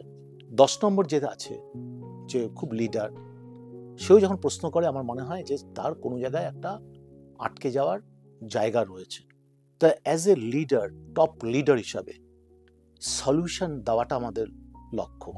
আমরা কখনো বলতে পারি না যে ওপরের দিকে তাকিয়ে যে ভগবান তোমাকে শক্তি যোগাক, ভগবান তোমাকে বুদ্ধি যোগাক, তারপরে তুমি কি হচ্ছে তোমার জটিলতা থেকে বেরিয়ে আসবে। কারণ আমি মনে করি যে অ্যাজ এ লিডার যদি আমার যারা সাজেশন চাইছে, যারা আটকে গেছে, বেস্ট সলিউশন যদি না দিতে পারি, তাহলে কিন্তু আমি ব্যর্থ অ্যাজ এ লিডার। তো সেই জায়গার থেকে যখনই কোনো সমস্যা আসে, তখন আমি খুব টেনশনের মধ্যে না থেকে আমি চেষ্টা করি যে ঠান্ডা মাথায় কানেক্ট করতে পয়েন্টগুলোকে। স্যার, আজকের যে স্টুডেন্টস যারা, তারা তো সারাক্ষণ আগে বইয়ে চোখ থাকতো, হয়তো এখন সব সময় মোবাইলে চোখ। কয়েকদিন আগে বিখ্যাত কার্টুনিস্ট ইসমাইল লাহোরী, সে একটা কার্টুন বার করেছে যে মোবাইলের মধ্যে তার বাচ্চারা ডুবে যাচ্ছে, মা তাকে টেনে তোলার চেষ্টা করছে। তা এই যে মোবাইল অ্যাডিকশন, সেটা সম্পর্কে আপনি কি বলবেন? দেখুন, আমি বলবো যে কিছু কিছু অ্যাডিকশন, এই অ্যাডিকশনটাকে কিভাবে কমানো যায় তার ওয়ে আউট বার করতে হবে। নাম্বার ওয়ান, বাচ্চাদের খেলার প্রচুর সুযোগ দিতে হবে। নাম্বার টু, বাবা মাই কিন্তু ছোট বয়সে তাদের ব্যস্ততার জন্য, ছেলে মেয়েকে ম্যানেজ করার জন্য তারাই কিন্তু হাতে ফার্স্ট মোবাইলটা তুলে দিয়েছিলেন। একদম ঠিক। আমি প্রায়ই যখন একটা জেলা থেকে আরেকটা জেলা ট্রাভেল করি, যদি কোনো পথের পাশে ধাবাখানায় খেতে যাই, আমি দেখতে পাই যে দুটো বাচ্চা এবং দুটো বাবা মা খাওয়া দাওয়া করছেন। বাবা মা যাতে ঠিকমতো খাওয়া দাওয়া করতে পারে, ফার্স্ট কিন্তু ওনারা দুজনের দুটো মোবাইল, ওই একটা কার্টুন চালিয়ে কিন্তু 3 বছর 4 বছরের বাচ্চার হাতে দেওয়া আছে, ওরা ওদের মতো খেলছে আর এরা খাওয়া দাওয়া করছে, অ্যান্ড দেন কি হচ্ছে, কথাবার্তা বলছে। তাহলে এটা একটা পরিবর্তন দরকার। তবে আমার মনে হয় যে দুটো জায়গায় খুব প্রিন্সিপালি পলিসি আনা দরকার, এবং বিদেশে সেটা শুরু হয়েছে। ভারতবর্ষে তো একটু দেরিতে সবকিছু আসে। যেমন বলা হচ্ছে মোবাইলটা দরকার, কিন্তু মোবাইলটা এমনভাবে সেট করা থাকবে শুধুমাত্র ইনকাম কলটাকে রিসিভ করা যাবে। তার মানে বাবা মা, এবং কলের নাম্বারও লিমিটেড থাকবে, যে দুটোর বেশি কল ইনকামিং আসবে না। তার মানে বাবা মা শুধু কল করলে সে জানতে পারবে, আর সেও যদি কল করতে চায় একটার বেশি কল করা যাবে না ডিউরিং তার school hours and the college hours. এবং সেই মডেলগুলো কিন্তু তৈরি হচ্ছে আস্তে আস্তে। এটা সরকারকে খুব তাড়াতাড়ি সিদ্ধান্ত নেওয়া দরকার। যেমন আমরা দেখলাম পরশুদিনই মানে একটা বিল পাস হলো, যে অনলাইন গেমিং, প্রায় 5 লক্ষ কোটি টাকার একটা বিজনেস, এই যে গভর্নমেন্ট অফ করে দিলে প্রচুর টাকা চলে গেল। কিন্তু গভর্নমেন্ট বুঝতে পেরেছে যে বিভিন্ন স্কলারশিপের মধ্যে দিয়ে, বিভিন্ন যোজনার মধ্যে দিয়ে ভারতবর্ষের লোকেদের হাতে যে টাকাটা দিচ্ছিলেন যে পারপাসে, তার প্রায় 90% হচ্ছে ড্রেন হয়ে চলে যাচ্ছিল অনলাইন গেমিং এর মধ্যে। তার মানে এই যে দেশ গড়বে, দেশ সমৃদ্ধ হবে, সেই জায়গায় কিন্তু এটাকে আটকে যাচ্ছিল। সেটা সরকার একটা দৃঢ় পদক্ষেপ নিয়েছে। তা এরম করতে করতেই কিন্তু ড্রাগ বহন করা এবং ড্রাগ নেওয়া যেমন আজকের যুগে অমার্জনীয় অপরাধ, ঠিক সেই রকম ভাবে এই মোবাইল হাতে তুলে দেওয়া এবং একটা সার্টেন সময়ের বেশি সেটাকে ইউজ করা। এবং বাচ্চাদের অনেক, চায়নাতে অনেক মোবাইল চলে এসছে, যে বাচ্চারা সারাদিনে হচ্ছে 8 ঘন্টার বেশি হচ্ছে স্ক্রিন যদি সে অন করে, সে ব্লক হয়ে যাচ্ছে। তা এটা আমাদের বেরোতেই হবে, নাহলে কিন্তু সম্পদ ভীষণভাবে নষ্ট হবে, হিউম্যান সম্পদ। আরেকটা জায়গা হচ্ছে অ্যাপ্লিকেশন অফ এআই। এই অ্যাপ্লিকেশন অফ এআইটাকেও কিন্তু খুব দ্রুত পলিসি নিয়ে এসে এর রেস্ট্রিক্টেড এরিয়া করা দরকার। আমরা কয়েকদিন ধরে আমি আলোচনা করছিলাম, এর মধ্যে একটা সেমিনারে তো বললাম যে আজকে কম্পিউটার কোডিং এর জন্য আর ছাত্রছাত্রীদের করতে হয় না, এআই করে দিচ্ছে। আচ্ছা, এবার 12 এর পরে যে এক্সারসাইজটা ছেলেমেয়েরা টেকনোলজি ইনস্টিটিউট বা ইউনিভার্সিটিতে করে, তার কোডিং এবং এই ধরনের এক্সারসাইজের মধ্যে দিয়ে তার শার্পনেস বাড়ে এবং সে যে কোনো জায়গায় তাকে নিজে অ্যাডপ্ট করতে পারে। তাহলে ইন্টেলিজেন্সের যে এক্সারসাইজটা, সেই এক্সারসাইজটা আমরা বন্ধ করে দিচ্ছি। যতই কবিতা, যতই নাটক, যতই রেডিমেড স্পিচ এআই আমাদের সাহায্য করুক না কেন, কিন্তু এআই হিউম্যান যে সম্পদ তাকে কিন্তু কমপ্লিটলি ডিস্ট্রয় করে দিচ্ছে। কদিন পরে দেখা যাবে যে টিচার্স, তার কণ্ঠ, তার ছবি সবকিছুকে হচ্ছে তৈরি করে দিয়ে এআই টিচার্স তৈরি হবে। এতে ব্যবসায়িক মুনাফা হতে পারে, কিন্তু আলটিমেটলি কিন্তু সভ্যতা কোনো একটা জায়গায় গিয়ে আঘাত করবে। তার মানে কি এর ভালো দিকটা নেই? নিশ্চয়ই ভালো দিকটা আছে, কিন্তু সেই ভালো দিকটা যদি আমাদের মনে হয় যে না, আমাদের সফটওয়্যার তৈরি করার ক্ষেত্রে বা ফিনান্সিয়াল ডেটা অ্যানালিসিসের ক্ষেত্রে, অথবা কি হচ্ছে আমাদের পাওয়ার তৈরি করার ক্ষেত্রে, পাওয়ার গ্রিড মেনটেন্যান্সের ক্ষেত্রে যদি ইউজ করা যায়, ল্যান্ড অ্যানালাইসিসের ক্ষেত্রে যদি এআইটাকে ইউজ করা যায়, তা যেখানে যেখানে আমাদের আয়ত্তের বাইরে হিউম্যান ক্যাপাবিলিটি, যেখানে রেস্ট্রিক্টেড, এর বাইরে আমরা কাজ করতে পারছি না, সেখানে এআই কাজ করুক। কিন্তু হিউম্যান ক্যাপাবিলিটির মধ্যে যে যে পরিসরগুলো রয়েছে, সেই পরিসরগুলোকে কিন্তু এআই এর অ্যাপ্লিকেশন কিন্তু ইমিডিয়েটলি কি হচ্ছে রেস্ট্রিক্টেড করা দরকার। কিন্তু স্যার এই যে কোভিড পিরিয়ডে, এই যে লকডাউনের সময়, সেই সময় আমরা নিজেরাই আমাদের ছেলে মেয়েদের হাতে মোবাইল তুলে দিয়েছি, পড়াশোনা সেইটার কন্টিনিউশন রয়েছে। এবং তার সেই সময় থেকে এআই এর প্রচলন তখন অতটা ছিল না ঠিকই, আজকের দিনে যতটা এটার পপুলারিটি বা এটার ইউজেস বেড়েছে। তা সেক্ষেত্রে আমরা নিজেরাই আমাদের নেক্সট জেনারেশনের হাতে মোবাইল তুলে দিয়ে তারপরে আজকে সেটাকে আমরা আটকানোর চেষ্টা করছি। তা সেইখানটায় এদের এখন বেশিরভাগ পড়াশোনাটাই সেটা তাদের সব ছেলেমেয়ের হাতে হয়তো ল্যাপটপ নেই, বা গভর্নমেন্ট থেকেও স্মার্টফোন দেওয়া হচ্ছে একটা ক্লাসের পর। তা সেইখানটায় আমরা তাদেরকে রেস্ট্রিক্ট কিভাবে করব? না, এগুলো বা টেকনোলজিক্যাল রিফরমেশন যদি সেটে আনা যায় তাহলে এগুলো কিন্তু সম্ভব। কিন্তু স্যার 140 কোটি, সরি আপনাকে ইন্টারাপ্ট করলাম, 140 কোটি ভারতীয়র মধ্যে 40% লিটারেসি রেট, মানে আমি বলতে চাইছি যে অ্যাটলিস্ট নিজের নামটা লিখতে পারে। তার সেইখানটায় মোটামুটি যদি এই 40%-এর হাতেই যদি এই মোবাইলটা, আমি ধরে নিচ্ছি যে আছে, যদিও ভারতবর্ষে প্রায় 60 ক্রোর্স প্লাস বোধহয় স্মার্টফোন ইউজার বা মোবাইল ইউজার। তা সেইখানটায় বাবা মা কি করে তার ছেলে মেয়েকে আটকাবে? আমি শহর কেন্দ্রিক কথা বলছি না, আমি একটু রুরাল বা একটু ভিলেজ এরিয়াগুলোর কথা বলছি। দেখুন, এই যে আমরা পড়াশোনার ক্ষেত্রে ডিস্টেন্স এডুকেশন বা টেলিমেডিসিন অনেক রকমভাবেই আমরা কিন্তু ইউজ করতে পারি। কিন্তু মোবাইলটা যেই বয়সে যতটুকু ইউজ করা দরকার, এইজ ভিত্তিক যদি রেস্ট্রিকশন না আনা যায় তাহলে অনেক রকমের ক্ষতি আমাদের সম্মুখীন হচ্ছে। অনেক ছেলে মেয়েদের দৃষ্টিশক্তি নষ্ট হয়ে যাচ্ছে, অনেক ছেলে মেয়ের কনসেন্ট্রেশন নষ্ট হয়ে যাচ্ছে, অনেক ছেলে মেয়ের মানে এই যে আমাদের নার্ভগুলো, সেটা মস্তিষ্কের হোক বা শরীরের হোক, যে ডেভেলপমেন্ট যে পদ্ধতিতে আসা দরকার সেটা কমপ্লিটলি ডিস্ট্রয় হচ্ছে। তাই যখন এটা ক্ষতিকারক তখন আমাদের এই পদ্ধতি বার করতে হবে। কিন্তু এটাকেই বলা হয় যে ইনোভেশন। ইম্পসিবল বলে তো কিছু নেই, কারণ এআই অ্যাপ্লিকেশন আমরা লাস্ট 5 বছর ধরে খুব বেশি আলোচনা করছি। কিন্তু যদি দেখা যায় যে আমেরিকান আর্মি বা রুশ আর্মি এআই কিন্তু আজ থেকে প্রায় 40 বছর আগে শুরু করেছে। এটা যতদিন থেকে কমার্শিয়ালাইজেশন হয়েছে সেদিন থেকেই সাধারণ মানুষের মধ্যে এটাকে হচ্ছে জড়িয়ে গেছে। তা রাইট ওয়েতে শুধুমাত্র আমি একটা পদ্ধতি বললাম সেটাই যে একটা পদ্ধতি হবে বা সেই পদ্ধতিতে রেস্ট্রিক্টেড হবে তা নয়। কিন্তু একটা সময় তো ছিল, দ্যাটস ওয়ান রেস্ট্রিকশন, যে আমাদের সমাজে মহিলারা স্কুলে যেতে পারবে না, পড়াশোনা করতে পারবে না, দ্যাটস অ্যানাদার রেস্ট্রিকশন। তাহলে সেখান থেকে তো তারা বেরিয়ে গেছে। একটা সময় ছিল যে আমাদের সমাজে অনেক রকমের সোশ্যাল রিফর্মিং, যে একজন বিধবা হলে পরে আর বিয়ে করতে পারবে না।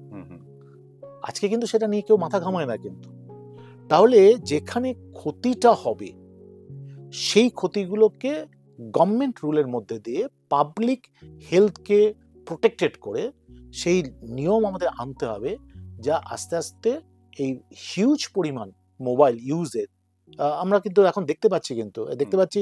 আমি জানি আমাদের বেশ কয়েকজন রিলেটিভ ইউকে স্কুলে পড়াশোনা করে। তা পড়াশোনা করে কি, ওরা মোবাইল নিয়ে যায়, কারণ ওদের তো হিউম্যান যে নিজস্ব যে অধিকার বোধ, হিউম্যান রাইট, এটা আরো স্ট্রং।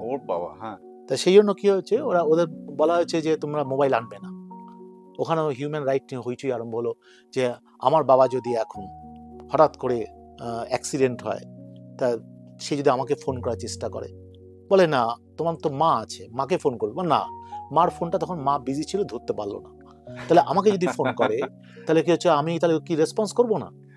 তাই এইসব সব প্রশ্নের উত্তর ঠিক হয়েছে এখন, যে তুমি মোবাইল নিয়ে যাবে, গিয়ে একটা ব্যাগ আছে, ব্যাগের মধ্যে তুমি যখন ঢুকিয়ে দিচ্ছ তখন মোবাইলে আর কোনো কল ঢুকবে না, কিচ্ছু ঢুকবে না। এবং যে জনের মোবাইলগুলো রাখা হচ্ছে সেগুলো হচ্ছে রেস্ট্রিক্টেড, সেখানে রিসিভ না করার ফলে শব্দ হয় না, বেরিয়ে আসার সময় আবার মোবাইল নিয়ে। সেই জন্য আমি বলবো যে সময়ের সাথে সাথে পদ্ধতি বেরোবে।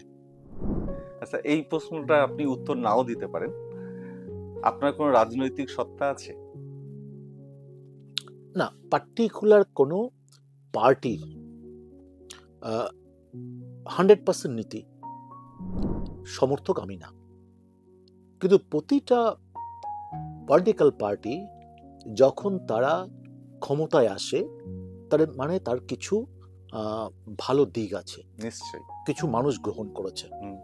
এবং আমি মাঝে মাঝে ভাবি যে পলিটিক্যাল যারা লিডার, আমাদের দেশে কিন্তু পলিটিক্যাল লিডারকে ঠিকমতো ডিগনিফাইড ওয়েতে আমরা কনসিডার করি না, কিন্তু না। এটা কিন্তু খুব আনফর্চুনেট। যারা পলিটিক্যাল লিডার হিসাবে বড় হয়েছেন, এসছেন, সে মুখ্যমন্ত্রী হয়েছেন বা এডুকেশন মিনিস্টার হয়েছেন বা প্রধানমন্ত্রী হয়েছেন, গভর্নর হয়েছেন, তাদের কিন্তু একটা এফিসিয়েন্সি লেভেল না থাকলে পরে কখনোই কিন্তু ওই পদে কখনো পৌঁছতে পারতেন না। কিন্তু দেখতে সহজ মনে হয় যে শুধুমাত্র সভাতে বক্তৃতা দিলে পরে, গিমিক দিলে পরেই লিডার হওয়া যায়, এটা কিন্তু কখনো আমি বিশ্বাস করি না। কারণ যে এফিসিয়েন্সি লেভেল লাগে, ওখানে তো কম্পিটিশন আরো বেশি।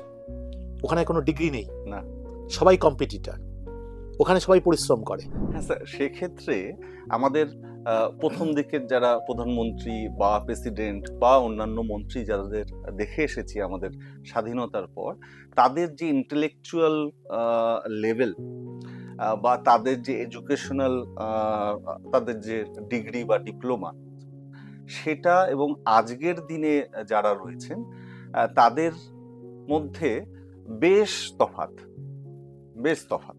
তা সেটা কি এই যে আমরা তাদের এত ডিগ্রেড করে দেখি, বা আজকের দিনের যে রাজনৈতিক ব্যক্তিত্ব যারা, তাদেরকে মানুষ তারা প্রয়োজন পড়লে নিশ্চয়ই যায়, কিন্তু বেরিয়ে এসে তাকে দুটো খারাপ কথা বলে। তা এটা কি সেটা একটা কারণ, যে পরিবারগত কারণ বা পড়াশোনার দিক দিয়ে যে ডিফারেন্সটা? দেখুন, যখন কোনো রাজ্যের 5% বা 10% লোক পলিটিক্যাল কথাবার্তা বলে বা ইনভলভ হয়, সেখানে কোয়ালিটি একটা মেনটেন করা যায়। হ্যাঁ।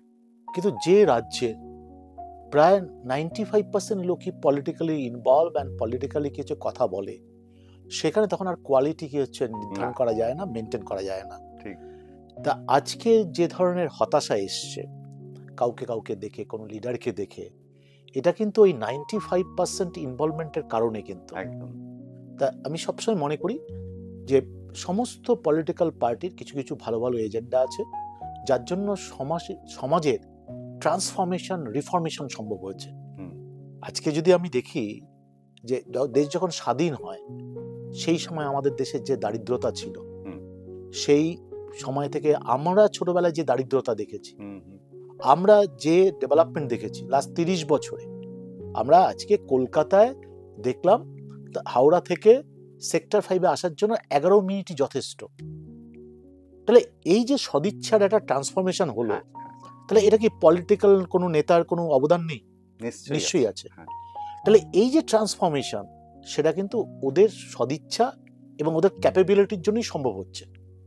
সেই জন্য আমি কখনো কোনো পার্টিকুলার পলিটিক্যাল পার্টির 100% সমর্থক না। প্রতিটা পলিটিক্যাল পার্টিরই কিছু কিছু ভালো এজেন্ডা আছে, যা সমাজকে, মানুষকে ট্রান্সফর্ম করছে এবং তাদেরকে হচ্ছে জীবনের মানকে উন্নয়নের পথে নিয়ে যাচ্ছে।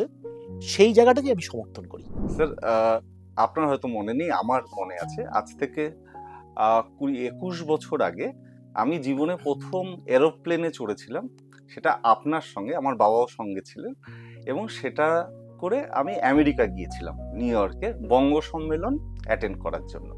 তা আপনি তো বহু বছর ধরে বঙ্গ সম্মেলনের সাথে যুক্ত, আপনি দেখে আসছেন যে বিদেশে আমাদের যে নেক্সট জেনারেশন যারা, ওদের ওখানের যারা সেকেন্ড জেনারেশন বা থার্ড জেনারেশন, তারা কিভাবে ভারতীয় সংস্কৃতি নিয়ে চর্চা করছে। তা সেই এক্সপিরিয়েন্সটা একটু যদি আপনি শেয়ার করেন। আমি খুব ভালো লাগে প্রতিবার যখন আমি বঙ্গ সম্মেলনে যাই, আমি খুব আশ্চর্য হয়ে যাই যে ভারতবর্ষ থেকে মোস্ট ট্যালেন্টেড পিপলরা আমেরিকার বিভিন্ন রাজ্যে আছেন, এবং এই বঙ্গ সম্মেলন উপলক্ষে প্রায় 8 থেকে 10 হাজার এই বাঙালি যে আসেন, এটাকে কন্ডাক্ট করা এবং এটার সাথে ইনভলভ হওয়া সত্যি কিন্তু একটা বিরল দৃষ্টান্ত। এবং আরেকটা কারণে আমি এটা খুব সমর্থক, এবং সেই জন্যই বারবার আমি চাই যে ওইখানে কিন্তু যে জেনারেশনটা রয়েছে, তাদের বাবা মাদের মধ্যে এখনো কিন্তু বাংলাকে কিভাবে শেখানো যায় হুম হুম এবং কিভাবে কবি গুরু রবীন্দ্রনাথ ঠাকুরের গান, কবিতা, আবৃত্তি, নাটক নেক্সট জেনারেশনকে দেওয়া যায়, সেটা কিন্তু ওরা নিরন্তর চেষ্টা করে কিন্তু। হুম এবং আমি শুনেছি যে কোনো একটা জায়গায় হয়তো কবিতার ক্লাস হয়, বাবা মাকে হচ্ছে প্রায় 150 কিলোমিটার গাড়ি চালিয়ে ছেলে মেয়েকে নিয়ে আসে ওই কবিতার ক্লাসে অংশগ্রহণ করার জন্য। এবং আপনাদেরও যে প্রতিষ্ঠান রয়েছে সেখানে অনলাইন অফলাইন এবং এই হুম মুহূর্তে সারা পৃথিবীর প্রায় অনেক দেশেই আপনারাও কি হচ্ছে ব্রাঞ্চ বা শাখা খুলেছেন, হুম কারণ হচ্ছে বাঙালিদের শুধুমাত্র এই সংস্কৃতি এবং এটার সাথে থাকার জন্য। হুম কিন্তু একটা দুর্ভাগ্য হচ্ছে পশ্চিমবঙ্গের আমরা যারা বাঙালিরা আছি তাদের খুব কম লোকের মধ্যে কিন্তু এই বাঙালি ঐতিহ্য, সংস্কৃতি এবং বাংলা ভাষাকে মেনটেন করার সেই যত্ন বা সেই তাগিদ কিন্তু আমি দেখি না। তার ফলে দেখি যে বাঙালি নতুন জেনারেশন 3টে সেন্টেন্স বলবে, তার মধ্যে কি হচ্ছে 20টা শব্দ থাকবে, তার মধ্যে 6টা হিন্দি, 3টে বাংলা, 5টা ইংলিশ। এটা কিন্তু আমাদের রাজ্যে কিন্তু এটা আমরা লক্ষ্য করছি না। এই যে ভাষা আন্দোলন বা অন্যান্য এটা কিন্তু আমাদের ভীষণভাবে, আমাকে ভীষণভাবে কিছুটা হলেও কষ্ট দেয় কিন্তু। কিন্তু সেই দিক থেকে আমি বলবো যে না, সারা আমেরিকা এবং সারা পৃথিবীতে যারা বাঙালিরা রয়েছেন তারা কিন্তু নিরন্তর চেষ্টা করছে যে এই বাঙালির যে সংস্কৃতি, বাঙালির যে একটা ধারা, সেটাকে কিভাবে রক্ষা করা যায়। এটার জন্যই আমি বারবার এই এনএবিসিতে বা মূল যে কমিটি আছে সেখানে আমি ইনভলভ থাকি। তো আপনাকে একটা ইনফরমেশন দিই, নেদারল্যান্ডে আমাদের একটা অ্যাফিলিয়েটেড সেন্টার আছে, সে শুধু ভাষা শেখায় এবং সেটা বাংলা ভাষা। এবং আমরা আমাদের সিলেবাসের বাইরে গিয়ে তাদেরকে একটু এনকারেজ করার জন্য ওই ভাষার উপর একটা পরীক্ষার ব্যবস্থা আমরা করেছি। ও কি করে যে এই যে ওখানে তো ডাচ শেখাটা কম্পালসারি, ডাচ শিখতেই হবে, ইংরেজি টিংরেজি শেখা ওখানে অত তো ইংরেজির প্রচলন নেই, ডাচ শিখতেই হবে। এবং সেকেন্ড ল্যাঙ্গুয়েজ হিসাবে ও সবাইকে, মানে ওই যিনি টিচার, যে এই যে আমাদের যে ভারতীয় যারা রয়েছে বাঙালিরা, তাদেরকে খুঁজে বার করে করে তাদের ছেলে মেয়েদেরকে বাংলা শেখায়। এবং আমরা সেটা অনলাইনে বা ওখানে আমাদের যারা মেম্বাররা আছে তাদের দিয়ে পরীক্ষাটা, মানে পরীক্ষাটা ওটা এমন কিছু ওটা গুরুত্বপূর্ণ নয়, কিন্তু তারা খুব খুশি যে তার বাবা মারাও খুশি যে আমার ছেলেমেয়েরা অ্যাটলিস্ট বাংলাটা অ আ ক খ লিখতে পারে বা বলতে পারে। এবং আমাদের ইউরোপে একটা কনভোকেশন হয় এই নেক্সট ইয়ার, ওটা আমরা 3rd ইয়ার করব, সেখানে তারা রীতিমতো বাংলায় নাটক করে ওই ছেলে মেয়েগুলো, মানে ওদের একটা আলাদা করে একটা পারফরমেন্স দেওয়াই হয়। তা সেই জন্য যে এটা ভীষণ তো একটা উৎসাহজনক একটা। নিশ্চয়ই আপনারা ভালো কাজ করছেন এবং আমার মনে হয় যে এই যে বাংলা ভাষাকে সারা পৃথিবীতে বাঁচিয়ে রাখা এবং তার পরবর্তী জেনারেশনকে শিক্ষিত করা, এটা কিন্তু একটা গুরুত্বপূর্ণ ভূমিকা আপনারা নিচ্ছেন এবং সেই জন্য আমার শুভেচ্ছা রইল। স্যার, আপনাকে আমার শেষ একটা প্রশ্ন, সেটা হলো, আপনি তো একজন শিক্ষক, আপনার ইনস্টিটিউশনে, স্কুলে এবং ইউনিভার্সিটিতে আরো প্রচুর শিক্ষকরা তারা ক্লাস নিচ্ছে। যেমন ছাত্রছাত্রীদের মধ্যে পড়াশোনার একটা চাপ থাকে এবং সেটাতে তারা সাফল্য না, অনেক সময় আজকের দিনে দেখা যাচ্ছে তারা হয়তো খুব অল্পে অধৈর্য হয়ে গিয়ে তারা বিভিন্ন রকম পথে তারা চলে যাচ্ছে, কেউ নেশার পথে, কেউ তা আত্মহত্যা করতে চলে যাচ্ছে। এটা ছাত্রছাত্রীদের মধ্যে যেমন একটা মানসিক চাপ থাকে, একজন শিক্ষকেরও কি তার ক্লাস নিতে গিয়ে কোনো মানসিক চাপ থাকে? না, আমি বলবো যদি সে ট্রু অ্যাকাডেমিশিয়ান হয় এবং যদি মনে করে যে নলেজ ডিস্ট্রিবিউশনটা তার রেসপন্সিবিলিটি না, তার ডিউটি না, তার হবি, যখনই আমি কোনো কিছু পড়াবো এটা যদি আমি ভাবি এটা আমার পেশা, তাহলে কিন্তু সে ডিসহার্টেন্ড হবে এবং চাপ পড়বে। যদি সে ভাবে এটা আমার নেশা, তাহলে কিন্তু মনের আনন্দে সে এটা করবে। আজ পর্যন্ত কাউকে দেখেছেন যে কবিতা লিখতে গিয়ে সে ক্লান্ত হয়ে পড়েছেন, বা কে কখনো বলেছেন যে আমি কবিতা লিখতে লিখতে ক্লান্ত? কোনো নাটক যখন লিখেছে কেউ বলেছে যে আমি নাটক লিখতে লিখতে ক্লান্ত? অ্যাকচুয়ালি তার কল্পনা, তার ভাবনা, ইন্টারাকশন, যখন সে এটাকে বাস্তবিত করতে পারে এটা কবিতার মধ্যে দিয়ে বা লেখার মধ্যে দিয়ে, তখনই কিন্তু সে আরো বেশি উৎসাহিত হয়, প্যাশনটা তার সেটাই। রাইট, হ্যাঁ, এবং সে আনন্দিত হয়। হ্যাঁ। তার যে ক্রিয়েট করা জিনিসটা যখন সে চোখের সামনে দেখতে পায়, তাহলে অ্যাজ এ শিক্ষক, শিক্ষিকা হিসাবে আমরা কাদের তৈরি করছি? আমরা তৈরি করছি হচ্ছে ছাত্রছাত্রীদের। তাহলে আমি যদি সেই অ্যাঙ্গেল থেকে ভাবি যে না, আমি ক্লাসে গিয়ে শুধুমাত্র ঘড়ি দেখছি কখন আমার ৪৫ মিনিট শেষ হবে, তাহলে কিন্তু সে কি হচ্ছে এমনি অসুস্থ হয়ে পড়বে, হ্যাঁ। তাই না? কিন্তু আমার যদি মনে হয় যে ৪৫ মিনিট আমি ৫০টা ছাত্রছাত্রীর হৃদয় জয় করতে এসেছি, তার হৃদয় জয় করার জন্য যে সত্যি ভূমিকা নিতে হবে, তাতে কিন্তু তার শরীর, মন, প্রেশার কিচ্ছুই কিন্তু বিগড়ে যাওয়া সম্ভব না, হবে না। কিন্তু সে যদি ছলনার মধ্যে দিয়ে অভিনয় করে আমি পড়াচ্ছি, অথচ আমার মন অন্যদিকে, চিন্তা অন্যদিকে, তাহলে সে কিন্তু অসুস্থ হয়ে পড়বে। সেদিক থেকে আমি বলবো যে হ্যাঁ, টিচাররা পড়াতে গিয়ে কিন্তু ক্লাসে কখনো ক্লান্ত হয় না। ক্লান্ত হয় হচ্ছে তাদের পারিপার্শ্বিক পরিবেশের জন্য এবং পারিপার্শ্বিক ইনভলভমেন্টের জন্য। আমি অনেক ক্ষেত্রে দেখেছি যে অনেক টিচার্স যারা এসে প্রায়ই বলে, স্যার আমার শরীর খারাপ, মন খারাপ, যখন দীর্ঘ সময় কথাবার্তা বলি, বুঝি যে জীবনে তার বেঁচে থাকা এবং পড়ানো ছাড়াও অনেক ইস্যুর সাথে সে ইনভলভ, যার ফলে সে ডিস্টার্ব হয়ে গেছে। আর তার ফলেই এই পড়াটা যখন ঠিকমতো পড়াতে না পারে, তখনই কিন্তু সে প্রেশার বোধ করে, কারণ ম্যানেজমেন্ট তাকে তো আর অ্যালাউ করবে না। সেইখান থেকে তার মানসিক ব্যাধি আরম্ভ হয়। কিন্তু কেউ যদি ভাবে যে আমি নির্দিষ্ট যে মায়না পাই তাতে কি হচ্ছে আমি আমার জীবনযাত্রা সেই পর্যায়ে আমি রক্ষা করব এবং নেক্সট কি হচ্ছে আমি ছাত্রদের পড়াবো, তাহলে কিন্তু সে খুব হ্যাপি হবে। কিন্তু কিন্তু আমি যদি কখনো মনে করি যে আমার চাহিদার কোনো সীমা নেই, আমি যদি মনে করি আজকে যে না, Adamas university and then institute ছাত্রছাত্রীদের পড়াবো, তারপরেই আমি নেক্সট ইয়ারে আমি একটা প্লেন কিনবো, আমি একটা হেলিকপ্টার কিনবো, তাহলেই কিন্তু আমার অসুস্থতার প্রথম শুরু হবে। কিন্তু ঠিক সেই রকম ভাবে আমার যদি মনে হয় যে আমার মায়নার পরেও আমার প্রচুর টাকা টিউশন করতে হবে, ২.৫ লাখ টাকা ২ লাখ টাকা টিউশন করতে হবে, অ্যান্ড দেন শুধু আমি বাঁচবো না, আমি এত টাকা রেখে যাব যাতে আমার ছেলে পায়ের উপর পা দিয়ে থাকবে, তারপরে ছেলেরা, মেয়েরা, আমরা যেন ৪টে ৫টে সব জেনারেশনের বাঁচার জন্য সব দায়িত্ব নিয়ে আমরা এসেছি। আর সেইখান থেকেই আমাদের করাপশন, দুর্নীতি সব জায়গায়। একটা মানুষ তার জীবনযাত্রা পরিচালনার জন্য বা লিড করার জন্য কত টাকা লাগে, কত পয়সা লাগে। আজকে একটা মানুষ ৫০ বছরের পরে তার খাবার দাবারের সব রেস্ট্রিকশন, তার জামা কাপড় পরার রেস্ট্রিকশন, কত টাকা লাগে।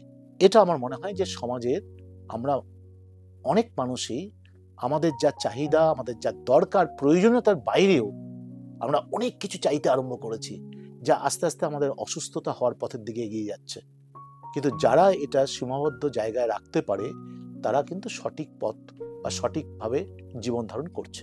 ঠিক স্যার, যেমন ছাত্রছাত্রীদের যে মানসিক চাপ, যেমন সেখানটায় আমরা যেমন দেখেছি যে যে ছেলে মেয়ে সে গানটাও শেখে পড়াশোনার পাশাপাশি, বা ছবি আঁকে বা কোনো একটা ইনস্ট্রুমেন্ট বাজায়, তার মধ্যে সৃজনশীলতা তো নিশ্চয়ই থাকে, সেই সঙ্গে তার প্রেশার নেওয়ার ক্ষমতাটাও অনেক বেড়ে যায়।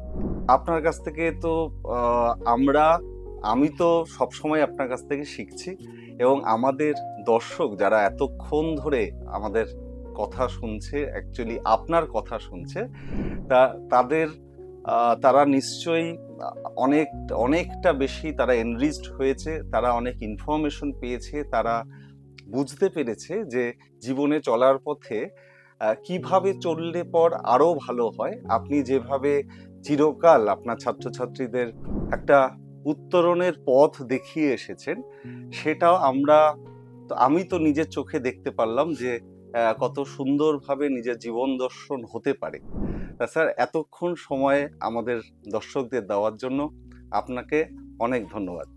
আপনি ভালো থাকবেন, এবং আমরা আরো রাইস অ্যাডামাস গ্রুপের আরো অন্যান্য যে প্রজেক্টগুলো সামনে আসছে, এবং পশ্চিমবঙ্গে একজন বাঙালি উদ্যোগপতি হিসাবে, শিক্ষাবিদ হিসাবে আপনি যেভাবে আমাদেরকে নিয়ে এগিয়ে চলেছেন, তাতে আমরা খুব গর্বিত, একজন প্রথমে ভারতীয়, তারপর বাঙালি।